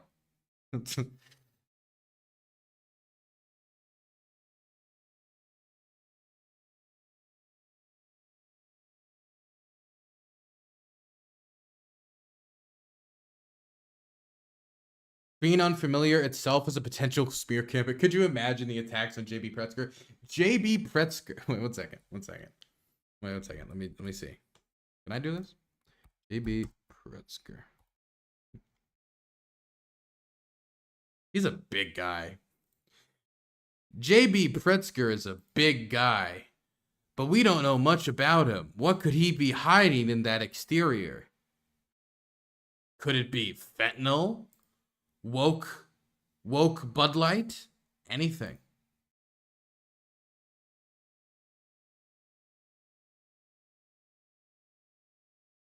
Honestly, he looks like the president if they had to cast someone as the president on The Sopranos.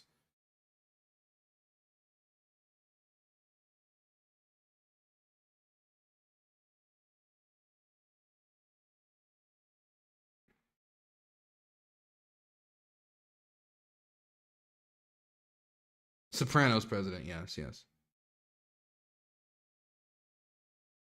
We need big guys back in politics. I do like big politics. Big politics, man. We need like a Taft. We need a Taft for our age.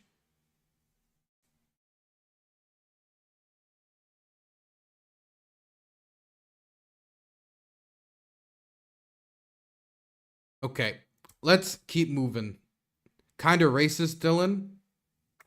It's racist for me to say that if you're going to run the first black woman president in the world, I mean, in America, and want to win, that you're probably going to have to run a white guy with him at this point in American history. Well, I mean, I want to win.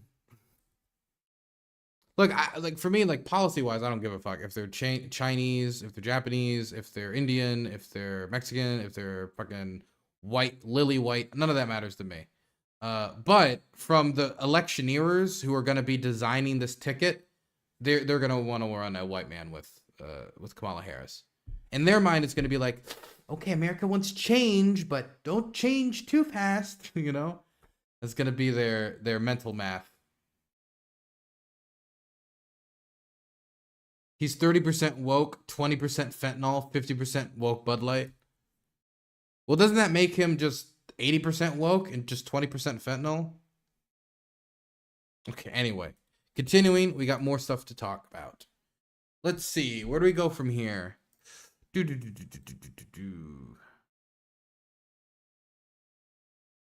Oh, I do also want to say that it's very, very bad what Elon Musk is doing. I'm not a big fan. Honestly. If you want to portray yourself as the neutral Nelly, if that's the way you want people to perceive you, and you're going to brag, but hey guys, I'm not contributing to any candidate. I haven't committed to any candidate, and I'm not going to contribute to any campaign this election.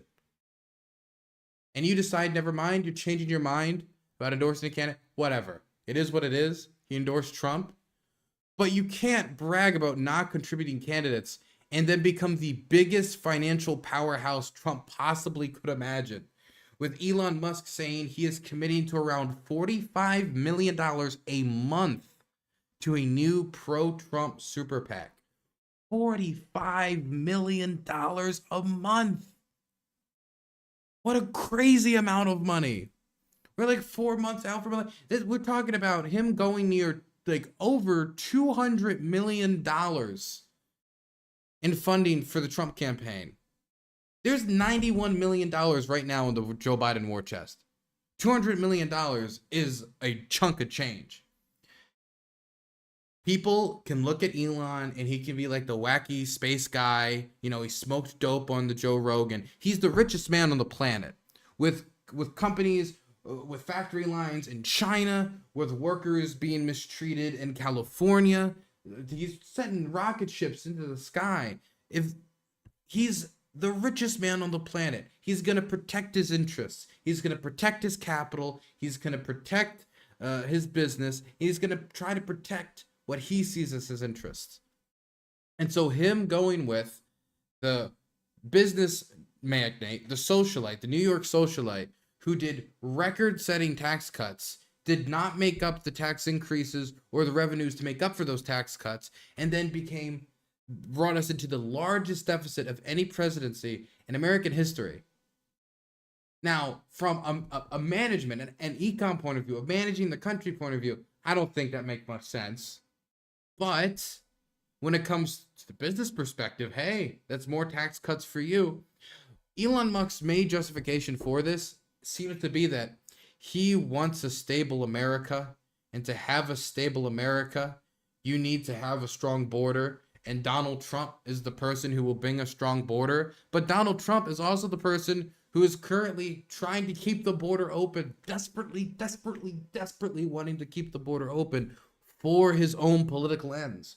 When Senator Langford negotiated a deal to close the border, he negotiated it with Democratic Senator Chris Murphy. They negotiated it for months. Ukraine aid got tied to it. So not only did it have to concern immigration across the southern border, it also concerned the largest war in the world. Why were these two things tied together? Dumb partisan politics. Doesn't matter. Point is that... Wait 1 second. I got a message.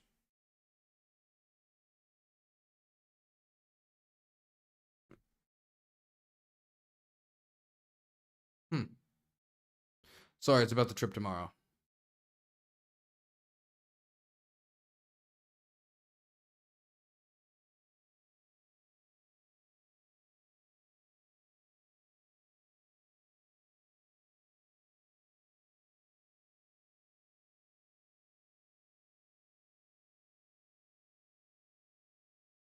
Okay, sorry, back. That deal would have seen a ton of compromises to the right when it comes to border crossings, when it comes to accepting asylum seekers, when it comes to certain things that under an international court would probably not even be held up. Would probably not even be held up in an international court. We were compromising on things that Republicans were asking for decades. And not only were those compromises being made from the Democratic Party, but they were also getting very little in return. The biggest demand for Democrats for decades has been dreamers, has been, hey, these guys have been here their whole life. They're working in the United States, they're contributing to the United States, they're paying taxes to the United States. We should make them citizens. They know no other society. If we were to deport these people who have been here since they're 1 year old, and now that they're 42, to like Honduras, I don't think they're going to perform well. Many of them don't even know how to speak the language. Not only are they not going to perform well there, and it's going to be terrible for them, it's going to be terrible for us. We're going to lose tons of economic activity. We're going to lose consumers. We're going to lose taxpayers. We're going to lose community members. And we couldn't even get a commitment to that on the deal. And the Republican Party seemed ready to accept it. The Republican Senate was ready for it. It just had to face the Republican House. But then Donald Trump came out against it. Why did he come out against it? I mean, even if you are of the position that it didn't go far enough, you could still say, well, it might not go far enough, but if a boat is sinking, I'd rather somebody stuff the hole, a little bit to keep it, not sinking more rapidly if you're viewing it from their perspective. But no, he sunk the deal, period. And the reason why was that if there was a deal and immigration across the southern border actually did start to go down and the situation actually started to come under control to some capacity, then Donald Trump's main avenue of attack, his biggest pet issue, would be dead. And therefore his chances to become president of the United States to solve said issue, which would be at least partially resolved, would be undercut. And so Donald Trump did what he always does. He chose himself over the issues that he claims to care about, sunk the deal, made the Republicans abandon it, and therefore Biden had to go off on his own to find some individual solution that was not as far-reaching. And now we're going into Election Day with people like Elon Musk seen the guy who sunk that deal saying, wow, he's going to bring stability to the country. By the way, if your argument is, I'm going for Donald Trump because he's going to bring stability to the country, and you choose Donald Trump, the most divisive political candidate you could possibly imagine, somebody who is actively, with every breath and every comment, adding more fire to our rhetoric, causing more divides in the American psyche, I don't know if I buy that, Chief. Especially if he's trying to usurp the election system, the system by which we transfer power from one administration to another. I don't know if stability president is really the pitch. Oh, Elon Musk has also started to allow his pro-Trump views to affect how he moderates Twitter. With now, if you type in MAGA, you get this little MAGA hashtag now. You see that? It's a little picture of Donald Trump with his fist up after getting shot. And then if you put Trump 2024, you get flags all over the screen. Wow, American flags. Woohoo. Biden does not do that, though, of course.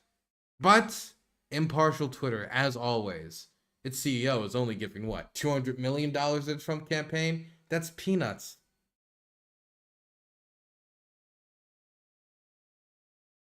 So we have power again, as you guys can see. Yay, power. Power, power, power. It is back. It's probably just going to be back for a few hours, though.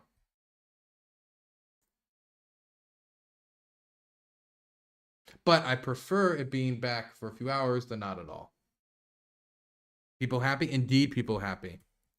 I just realized I've been streaming for an hour and a half, so I do want to say that I'm only going to be streaming for maybe like one more hour, if that, because I'm leaving to go out east tomorrow, and I want to be well rested, and I want to have all of the work that I need to be done before I go out, so I'm not like doing it on the road. So if anybody wants to donate, you can support us at DylanBurns.tv, DylanBurns.tv. On my website, you can donate, you can sub, and all the money is going to go towards funding tomorrow's trip. So you can rest easy knowing that your dollary dues help me buy Slim Jims at the gas station, which I write off as a work expense. I greatly appreciate it. Oh, you can also support me at DylanBurnsTV on Patreon, of course. Okay, let's keep moving. I think I wrote in the title that we were going to be watching the... Wait, how's the RNC doing? Before we watch this debate, let's check in on the RNC.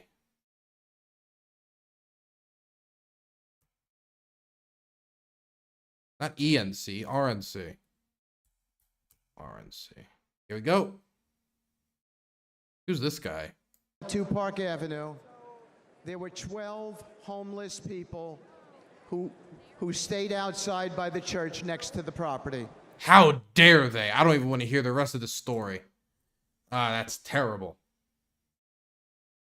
Homeless people in my country. A Kurd is a Kurd. Strange Pains 25 has donated $10.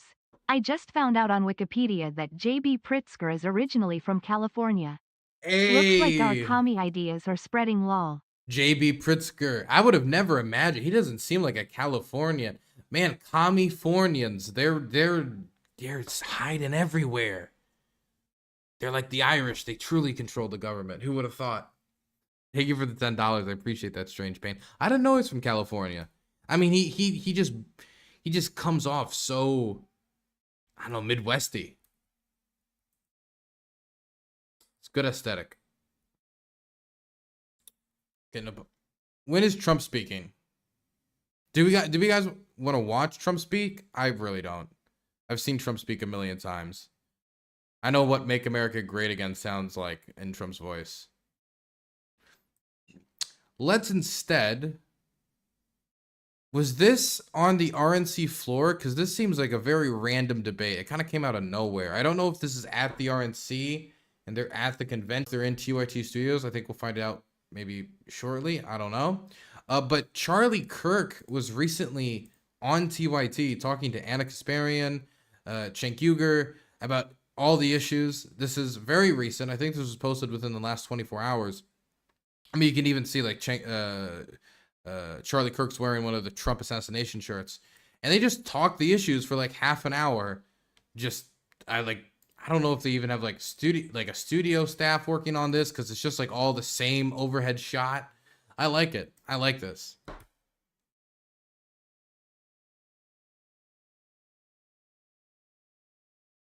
Nope, pass. You guys don't want to watch it. We back? Oh, did my stream cut out? It doesn't say dropped any frames. I don't know what happened.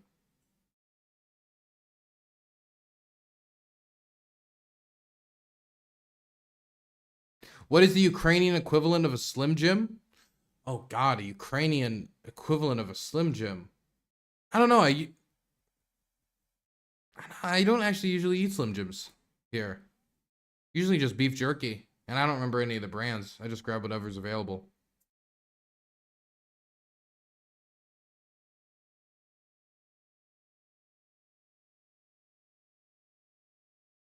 Are we back? Is my connection stable? Can you guys hear me?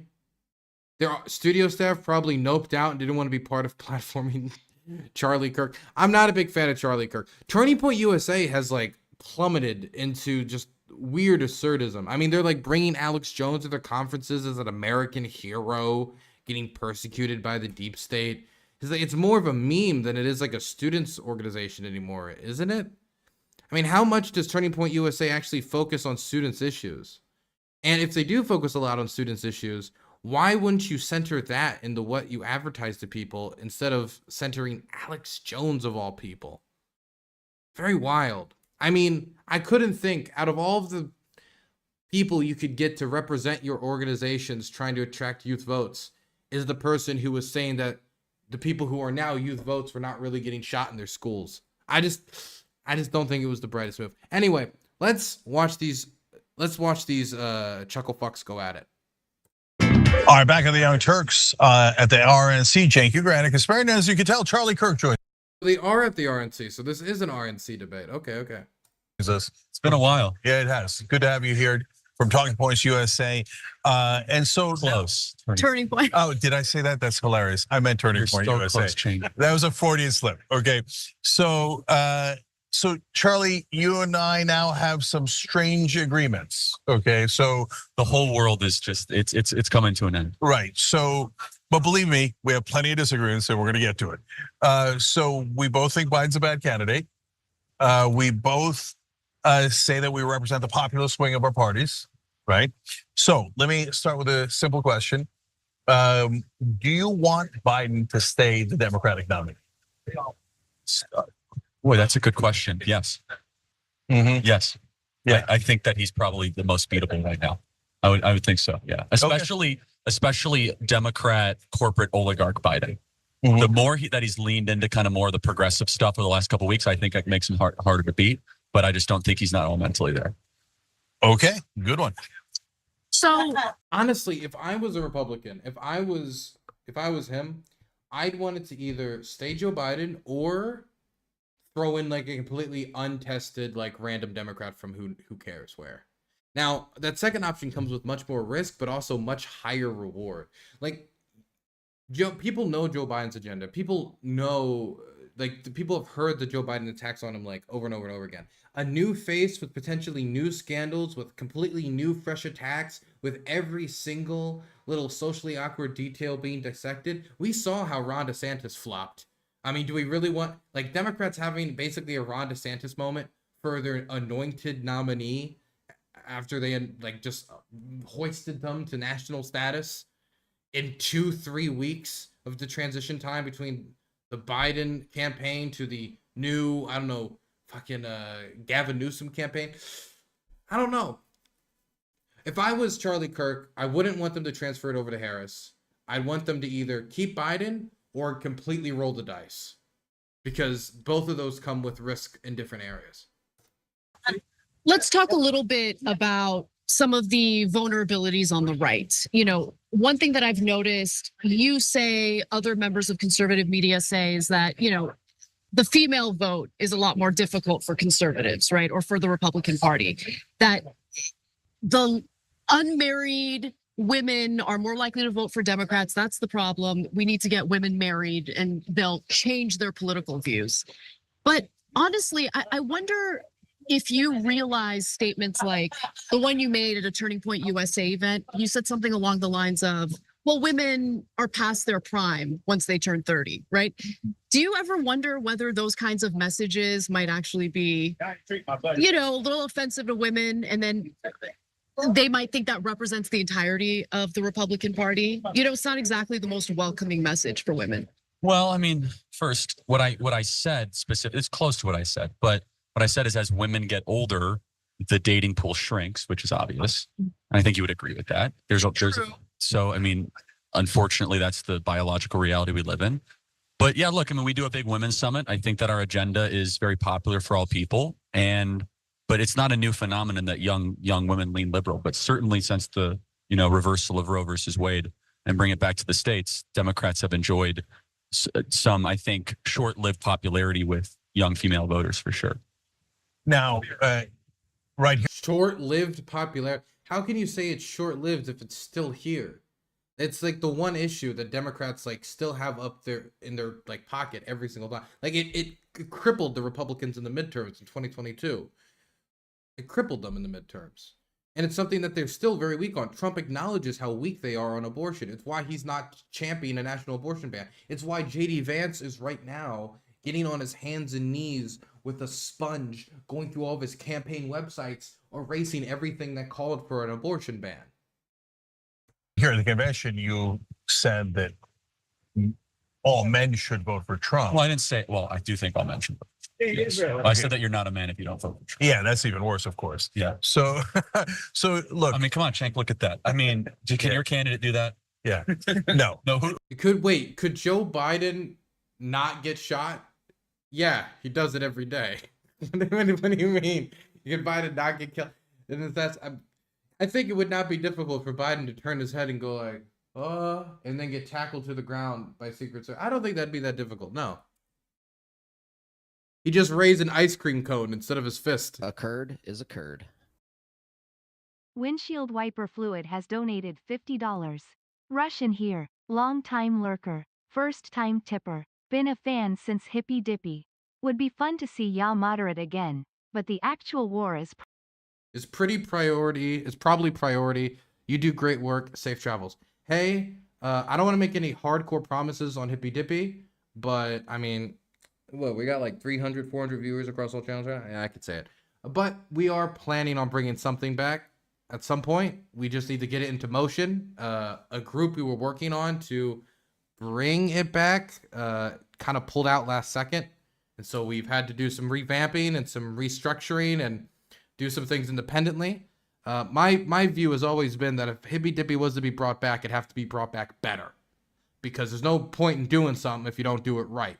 I don't view Hippy Dippy as a cash cow, but it is also a cash cow. It can't be a cash cow if I treat it correctly. But I don't want to just drain it until it's like The Simpsons. It's like on season 27. It's kind of painful to look at, and you just kind of watch it and keep it in the background because it's on. I don't want that.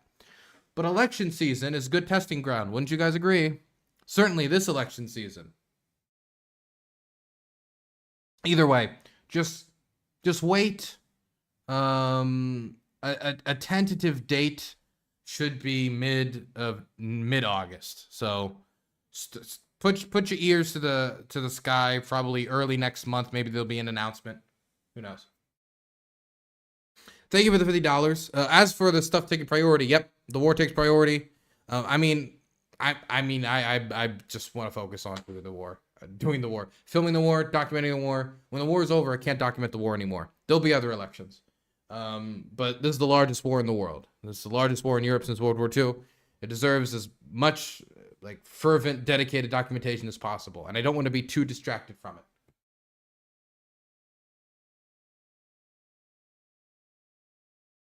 There's always other wars. There will be other wars. But all of them deserve diligent documenting. Okay, back to this. Then thank you for the $50. And also, I do have Russian fans. I do. Most of them are pretty quiet, though. I get messages every once in a while. People talking about, how scared they are for their country or their people.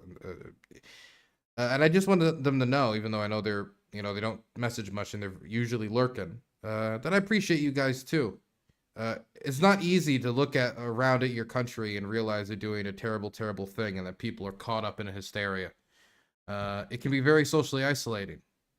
So I appreciate you listening to what I have to say, listening to the testimony of what I've seen and other people that I've interviewed and what they've seen. And you take it into your consideration on what you think of this war. Thank you so much for watching. I really do appreciate it. Anyway, back to this. And so, look, I'm honest. Who's your preferred candidate? Oh, I would never. You think Bernie could do this? If Bernie got shot, would Bernie do this? Look, I hope nobody ever. Bernie would Bernie do that? Honestly, Bernie is spontaneous enough. He might do it. I remember him reacting to the bird landing on his podium. You know who would do that? Amy Klobuchar. Amy Klobuchar would do that. Amy Klobuchar would have gone into the crowd and would have gotten to the shooter first, beat him to death with a fucking stapler. Never gets shot. How about Gretchen? We never find out. We never find out. Hey, Gretchen Whitmer almost got kidnapped by you guys. So, she was pretty courageous on that too. I'm sorry. Look, I don't like Charlie, but the you guys thing. I like that he just, you guys did it. As in, I know he means as in conservatives did it, but he just kind of says it so offhand. It's like as if Charlie was personally helping to plan the Gretchen Whitmer plot. By the way, Trump, 2 weeks and a half ago, was saying that the Gretchen Whitmer plot was fake. It's very hard for somebody to request empathy for political violence against them if they're downplaying political violence against others. Just saying. So, okay, anyway. But do you think Gavin Newsom would do this? He got shot. He would run quick away if Gavin Newsom got shot. So, but I'm giving you a hard time. I know. Charlie, look, I said that Trump that day was courageous. You were legit. That's why I'm here today, is because you were like one of the honest guys on the left that was like, okay, that's pretty ballsy. Yeah, no question. He did a great job. And I love when the crowd chanted USA, USA, because the president had just been saved, right? And so former president, but we still call former presidents, President Trump, et cetera. And that was a great moment. He says, fight, fight, fight. They say USA, USA. I love that. That makes me proud of America, okay? Now, having said that, you know that has nothing to do with policy. So if you're a man who cares about fill in the blank, universal health care, paid family leave, higher minimum wage, which leads to higher wages overall. You care about fighting inflation. You care about getting corruption out of politics. Why the hell would Trump doing that affect my vote at all? That's a super fair question. And what I was basically getting at is that if this doesn't, as a man, earn you some political points of respect, that's what the essence of what I was saying. But of course, that you're electing a president, a set of policies in 4 years, and that's a fair critique. Okay, so I want to ask you about Ronna McDaniel, because you led the charge against her at the Mitt Romney. I'm kidding. Okay, you can call it whatever you want. Hey, listen, in a sense, I'm leading the charge against Jamie Harrison at the DNC. So and one of us has been successful. Well, yeah, because I'm sorry, I'll take Jamie Harrison over Laura Trump co-chairing the RNC and making it a subsidiary of Trump's campaign empire. Slim Jim Fund. Hey, JP, thank you so much for $5. I appreciate that. We're building a real Slim Jim fund. Thank you. But like, I mean, the RNC is in financial ruin. They've had to shut down all their minority outreach centers. They've cut 1/3 of their staff, 33% of the RNC staff, restructured the whole organization, and basically just made it like Trump's like little fiefdom. Is that really the revolution? The revolution was firing everybody, shutting down your outreach centers, and making it just another part of Trump's kingdom? Give me time. Give me a minute. I'm rooting for you, man. Okay. So look, now even Jake Tapper today basically called Jamie Harrison a liar at the DNC, because he is a liar. He's been lying the whole time, and he's lying about the Ohio issue now. Thanks for watching. Our audience has helped. Okay. There we go. Anything. Support our work and join us at tyt.com/team. But I want to ask you about your side. Sure. So what was your guys' beef with Ronna McDaniel? Well, first of all, the grassroots didn't have a seat at the table, which I think you could sympathize with. The Democrat Party, I don't think, has a voice for the grassroots right now. And in fact, I think if I was advising Democrats, it'd be like, your power is in the Bernie Sanders wing of your party. Like, why are you not tapping into that? Not into this like old stodgy neoliberal warmongering, weak Bush Cheney version of the Democrat Party. But anyway, what am I to give advice to Democrats? How do you say weak Bush Cheney version of the Democratic? Neither of those are Democrats. They're both Republican. Like, just say like a Democrat hawk. Like, say Clinton if you want or something. I don't know, but don't blame us for your guys. That's right. But no, my critique of Ronna McRomney was that, yes, there's a track record of losing. Fine. Okay, I've made mistakes in the past. You know, we're trying to all adjust. More importantly, though, is that conservative grassroots did not have a seat at the table. Is that we have an agenda that we felt was not being represented, not being listened to. And then there were some like very wonky parliamentarian things I think that you would agree with. And you know this, like Robert Rules of Order. Like, you know how these parties. Honestly, I don't really buy any of this. And the reason I don't buy any of this is if you look at the delegates and the party people at the RNC who have actually been going to these committees, have actually been going to these conventions year after year in their like 50s and 60s, they're like lifetime partiers. They were very mad about the Republican Party platform and how it was whittled down. There's nothing about guns in it, a bunch of issues taken out, pissed off a bunch of people on the issue of abortion, a lot of grassroots people on the issue of abortion too. But it basically just became, again, another device for the Trump campaign and just him. It was just a campaign speech done in the Trumpian way.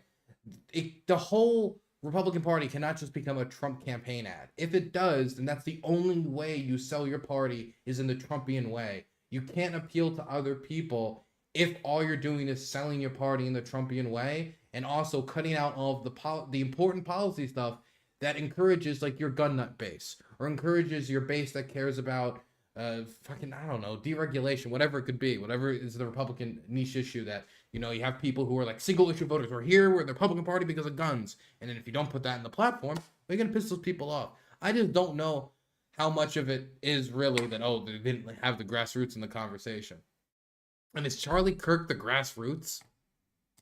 Party operate, right? Yeah. They steamroll the little guy. They steamroll the states that aren't as important to fundraising. And we found that to be objectionable. And so we Donald Trump made the ultimate decision, but we led a very, very heated campaign. Very, very heated campaign against Ronna, and ultimately that was successful. But hold on, one quick follow-up, Anna. Sure. So, Charlie, here's what I don't understand about the Republicans. On the Democratic side, I think it's fairly clear because the establishment corporate Democrats have all the money. So the Bernie side has grassroots money, grassroots energy, but that's only earned. You have to actually deliver, otherwise the grassroots don't give you the money, right?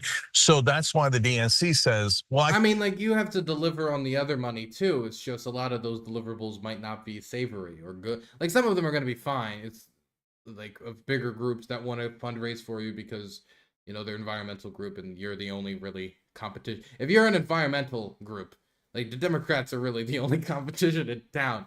So there's other examples where you actually do have to deliver to get larger amount. But it is true that if you're grassroots and you're not reliant on big, wealthy ticket donors, you are going to have to work for each individual donation a lot more. I can't count on that because I'm corporate. I'm serving these donors. I'll never get the grassroots money. So I'm going to halfway give up on that. And so I'm going to be purely corporate, right? So on the Democratic side, it's really stark, right? But on the Republican side, the grassroots also has tons of donor money. So why do they object to the grassroots? They have no reason to. That's an interesting point. It's because of their values. Mm-hmm. It's because the grassroots represent a value system that the Vichy French Republicans do not believe in, which is that we believe neoliberalism has been a failed experiment in the modern era. I think you actually might agree with part of that, both of you guys. I definitely agree with that. Definitely. But you know, this is the thing I don't get, and this is why. When he says neoliberalism, what Anna and Shank think of is complete free market trade with no consideration to environmental protections or labor rights, and this is the stuff they're thinking. When Kirk thinks about that, in that word liberalism, not just the word neo, there's also a bunch of stuff on LGBT issues, gay marriage, a bunch of stuff that is bungled up into that word that I don't know if they necessarily bungle into that word as well. And so it could be that they think they're talking about the same thing, and they could be talking about totally different things. A linguistic difference. But this terminology does matter. You could be talking about the same words and really be having a totally different discussion if you don't agree with what those words mean. Why, for the first time, I find the convention, the Republican convention, so fascinating because I do see this growing faction of Republican voters who are headed in the direction of economic populism, right?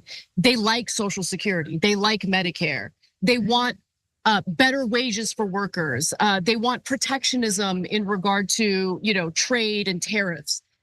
And I find that also fascinating. But at the same time, you seem to be the only one of those that I think the Republican Party is really entertaining, at least in the upper echelons, of like expanding. Like Trump isn't saying we're going to expand Medicare. I don't hear that. The best you could get is that we're going to protect it, and we're not going to get rid of it, because they know that saying you're going to get rid of Medicare is like saying you're going to get rid of the NHS in Great Britain. It's like a death. You might as well just say kill me politically. It's political suicide. But the only one of these that the Republican Party is actually trying to move forward on is tariffs.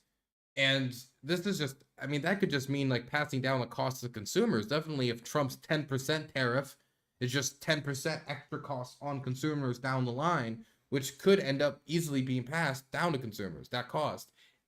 And that's usually what happens with tariffs anyway. The tariffs, like, it's not that tariffs are never good. It can be done for strategic reasons. It could be that you want to encourage domestic production in a specific industry that is vital for national defense. But a lot of times what you're doing is it's just another way to tax American people.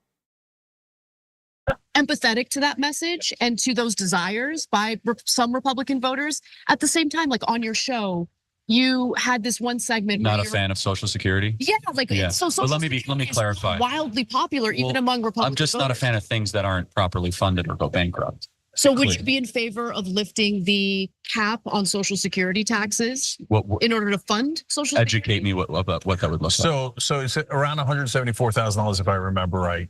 So like rich people shouldn't get Social Security effectively? No, not at all. They should definitely get it. Everyone gets it. Everybody no, it's that they past a certain point they do not pay into Social Security. Should get it, regardless of age, or no. Everybody in terms of income, right? But because universal programs work better, everybody buys into it. Because if the rich don't get it, they'll kill it. That's usually how it works. But how is that any different than? No.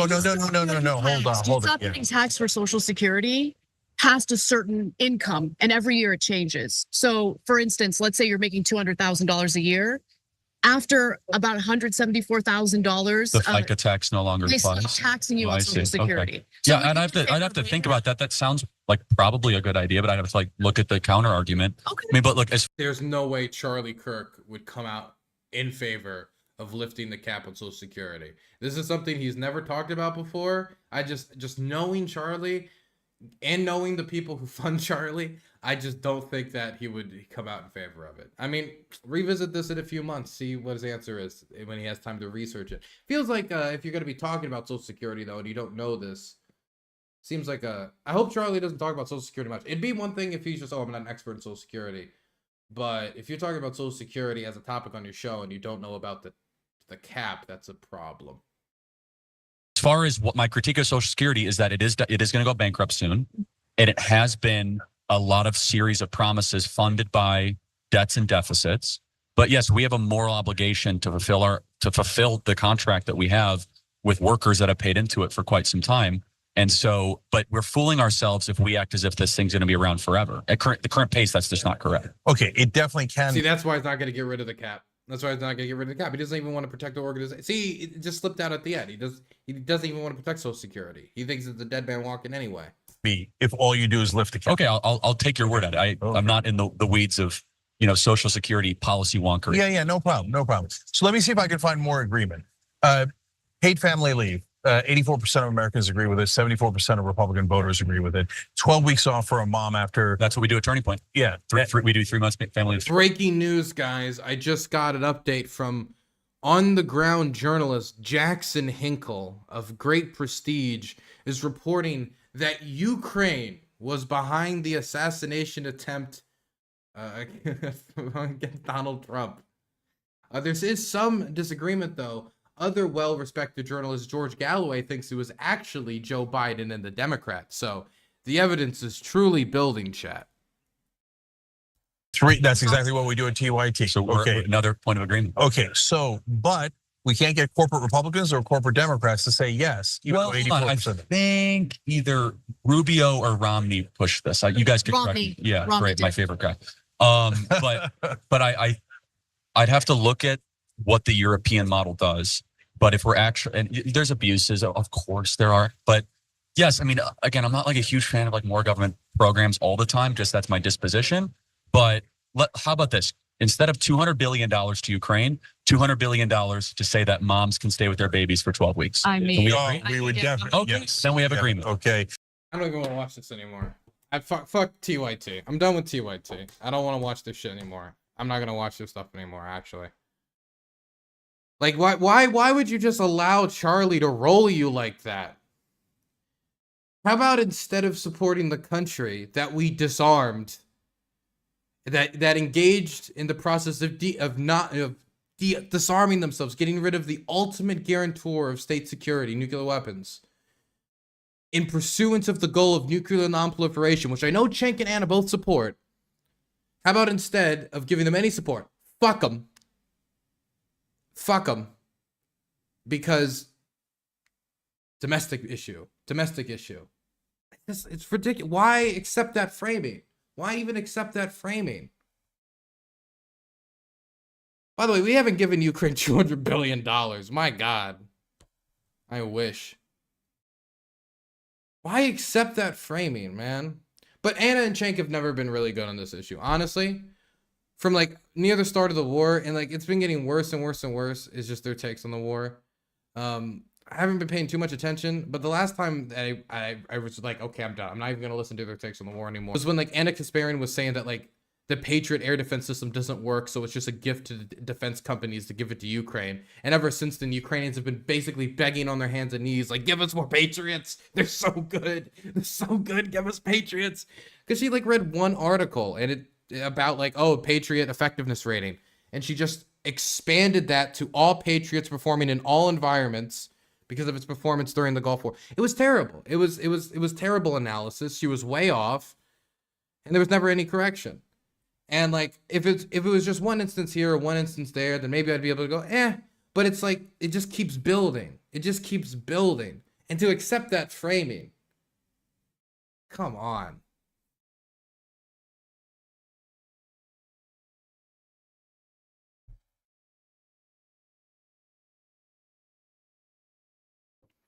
I don't want to be triggered or anything, but it just, how about instead of sending $200 billion to Ukraine, we just take that money and give it to Social Security? You want to know what would happen if we did that? Let's say, number one, it's not $200 billion. It's about $110 billion. So cut it about in half, okay? If you were to do that, you'd maybe, if you were lucky, be able to salvage maybe $60 billion out of the $110 billion. It's not 110 billion, not even that. It'd probably be like, you salvage like 30 to 40 billion. Because the majority of the stuff that's being sent over is not money, it's military equipment. And the majority of that military equipment is not brand new military equipment being produced right off the production line. It's Vietnam era military equipment. It's military equipment that my 70-year-old grandfather used to use when he was in the Marine Corps. M1113 troop carriers are the number one things I see over here. There's other stuff as well. The Bradleys, of course, the 155 millimeter shells, that's extremely important. The M7777 howitzers. But the majority of the equipment we're sending over is stuff that's already been made. So if we were to take that and fund Social Security with it, what we would be doing is taking military equipment and grinding it down and or selling it when it could have gone over to an ally that we promised to support when they gave up their nukes. And we either grind them down for scrap or sell them off for like 1/3 the price and much less than the original manufacturing price. It's not like, oh God, $200 billion either to Ukraine or to poor babies in America. Silly framing, silly numbers, silly conversation.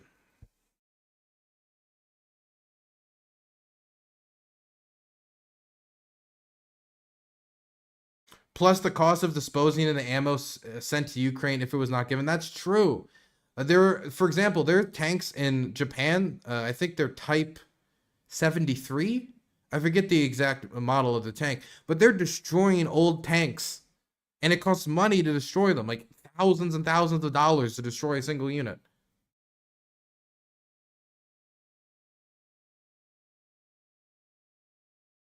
Anyway. Man, I thought we were going to watch that video for longer, but it was short. Oh God, this guy again.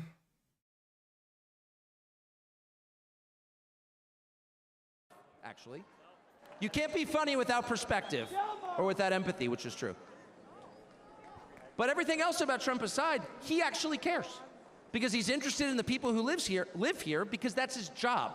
A father's job, his duty is to his family. An officer's duty is to his men. A president's duty is to his citizens. And he seems to be the only one who thinks that. And in his choice for vice president, J.D. Vance, he's made that really clear. J.D. Vance. There's no more information you need. J.D. Vance said he cares about Americans. Decision over. Fucking Jesus Christ. Compare that to Biden, who says, I hate America. Vote for me. I hate America. Vote for me. I hate Americans. I thought that was a bold campaign message for Mr. Biden. And when the poll numbers started to go down in reaction, I got nervous, but I believed in him. But no, it never recovered. Apparently the RNC ratings are down 26% this year compared to last year. I think you mean last RNC. I think what you mean is that the numbers are down compared to either 2020 or 2016. What I saw is that they were down 21% compared to 2016, but were about the same compared to 2020. That's what I saw. But that was also the numbers from like the first night, so I don't know.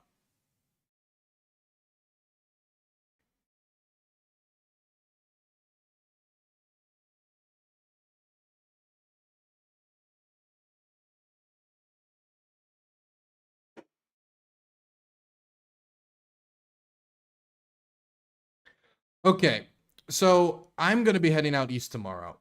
And so because of that, I just want to rest a little bit. I want to take a little time to myself to finish up some work I want to get done.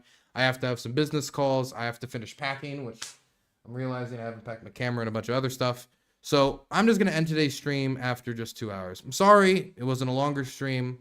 I know these streams are usually longer, at least 4 to 6 hours, but it is what it is. You know, I got to get ready. I want to be ready, and the power is back on, so now's a good time to get ready. So I'm going to send you guys over to watch the final day of the RNC over with I Am Really Important on Twitch, or you can go, I guess you can watch this stuff on YouTube as well. I might see you guys tomorrow, or I might not, because I'm going to be traveling out east, and so whether or not I get the, film or stream is going to be dependent entirely on good internet connection, good power, and if I do, it'll probably be a short stream as well. Just letting you guys know in advance that the circumstances will vary because I'll be filming very close to the front, so there might even be a circumstance where I'm not even allowed to film. Either way, I will see you guys sometime next week on 100%, and I hope you guys all do well in your studies and your job, and you stay safe. If you want to see my hot takes, you can follow me at DylanBurns1776. If you want to see my pictures on the ground from when I'm out there, you can follow me on Instagram, DylanBurnsTV. If you want to support me and help fund the trip that I'm going on, you can support me at DylanBurns.tv or DylanBurnsTV on Patreon. Either would be perfectly fine. Outside of that, you can join the Discord by putting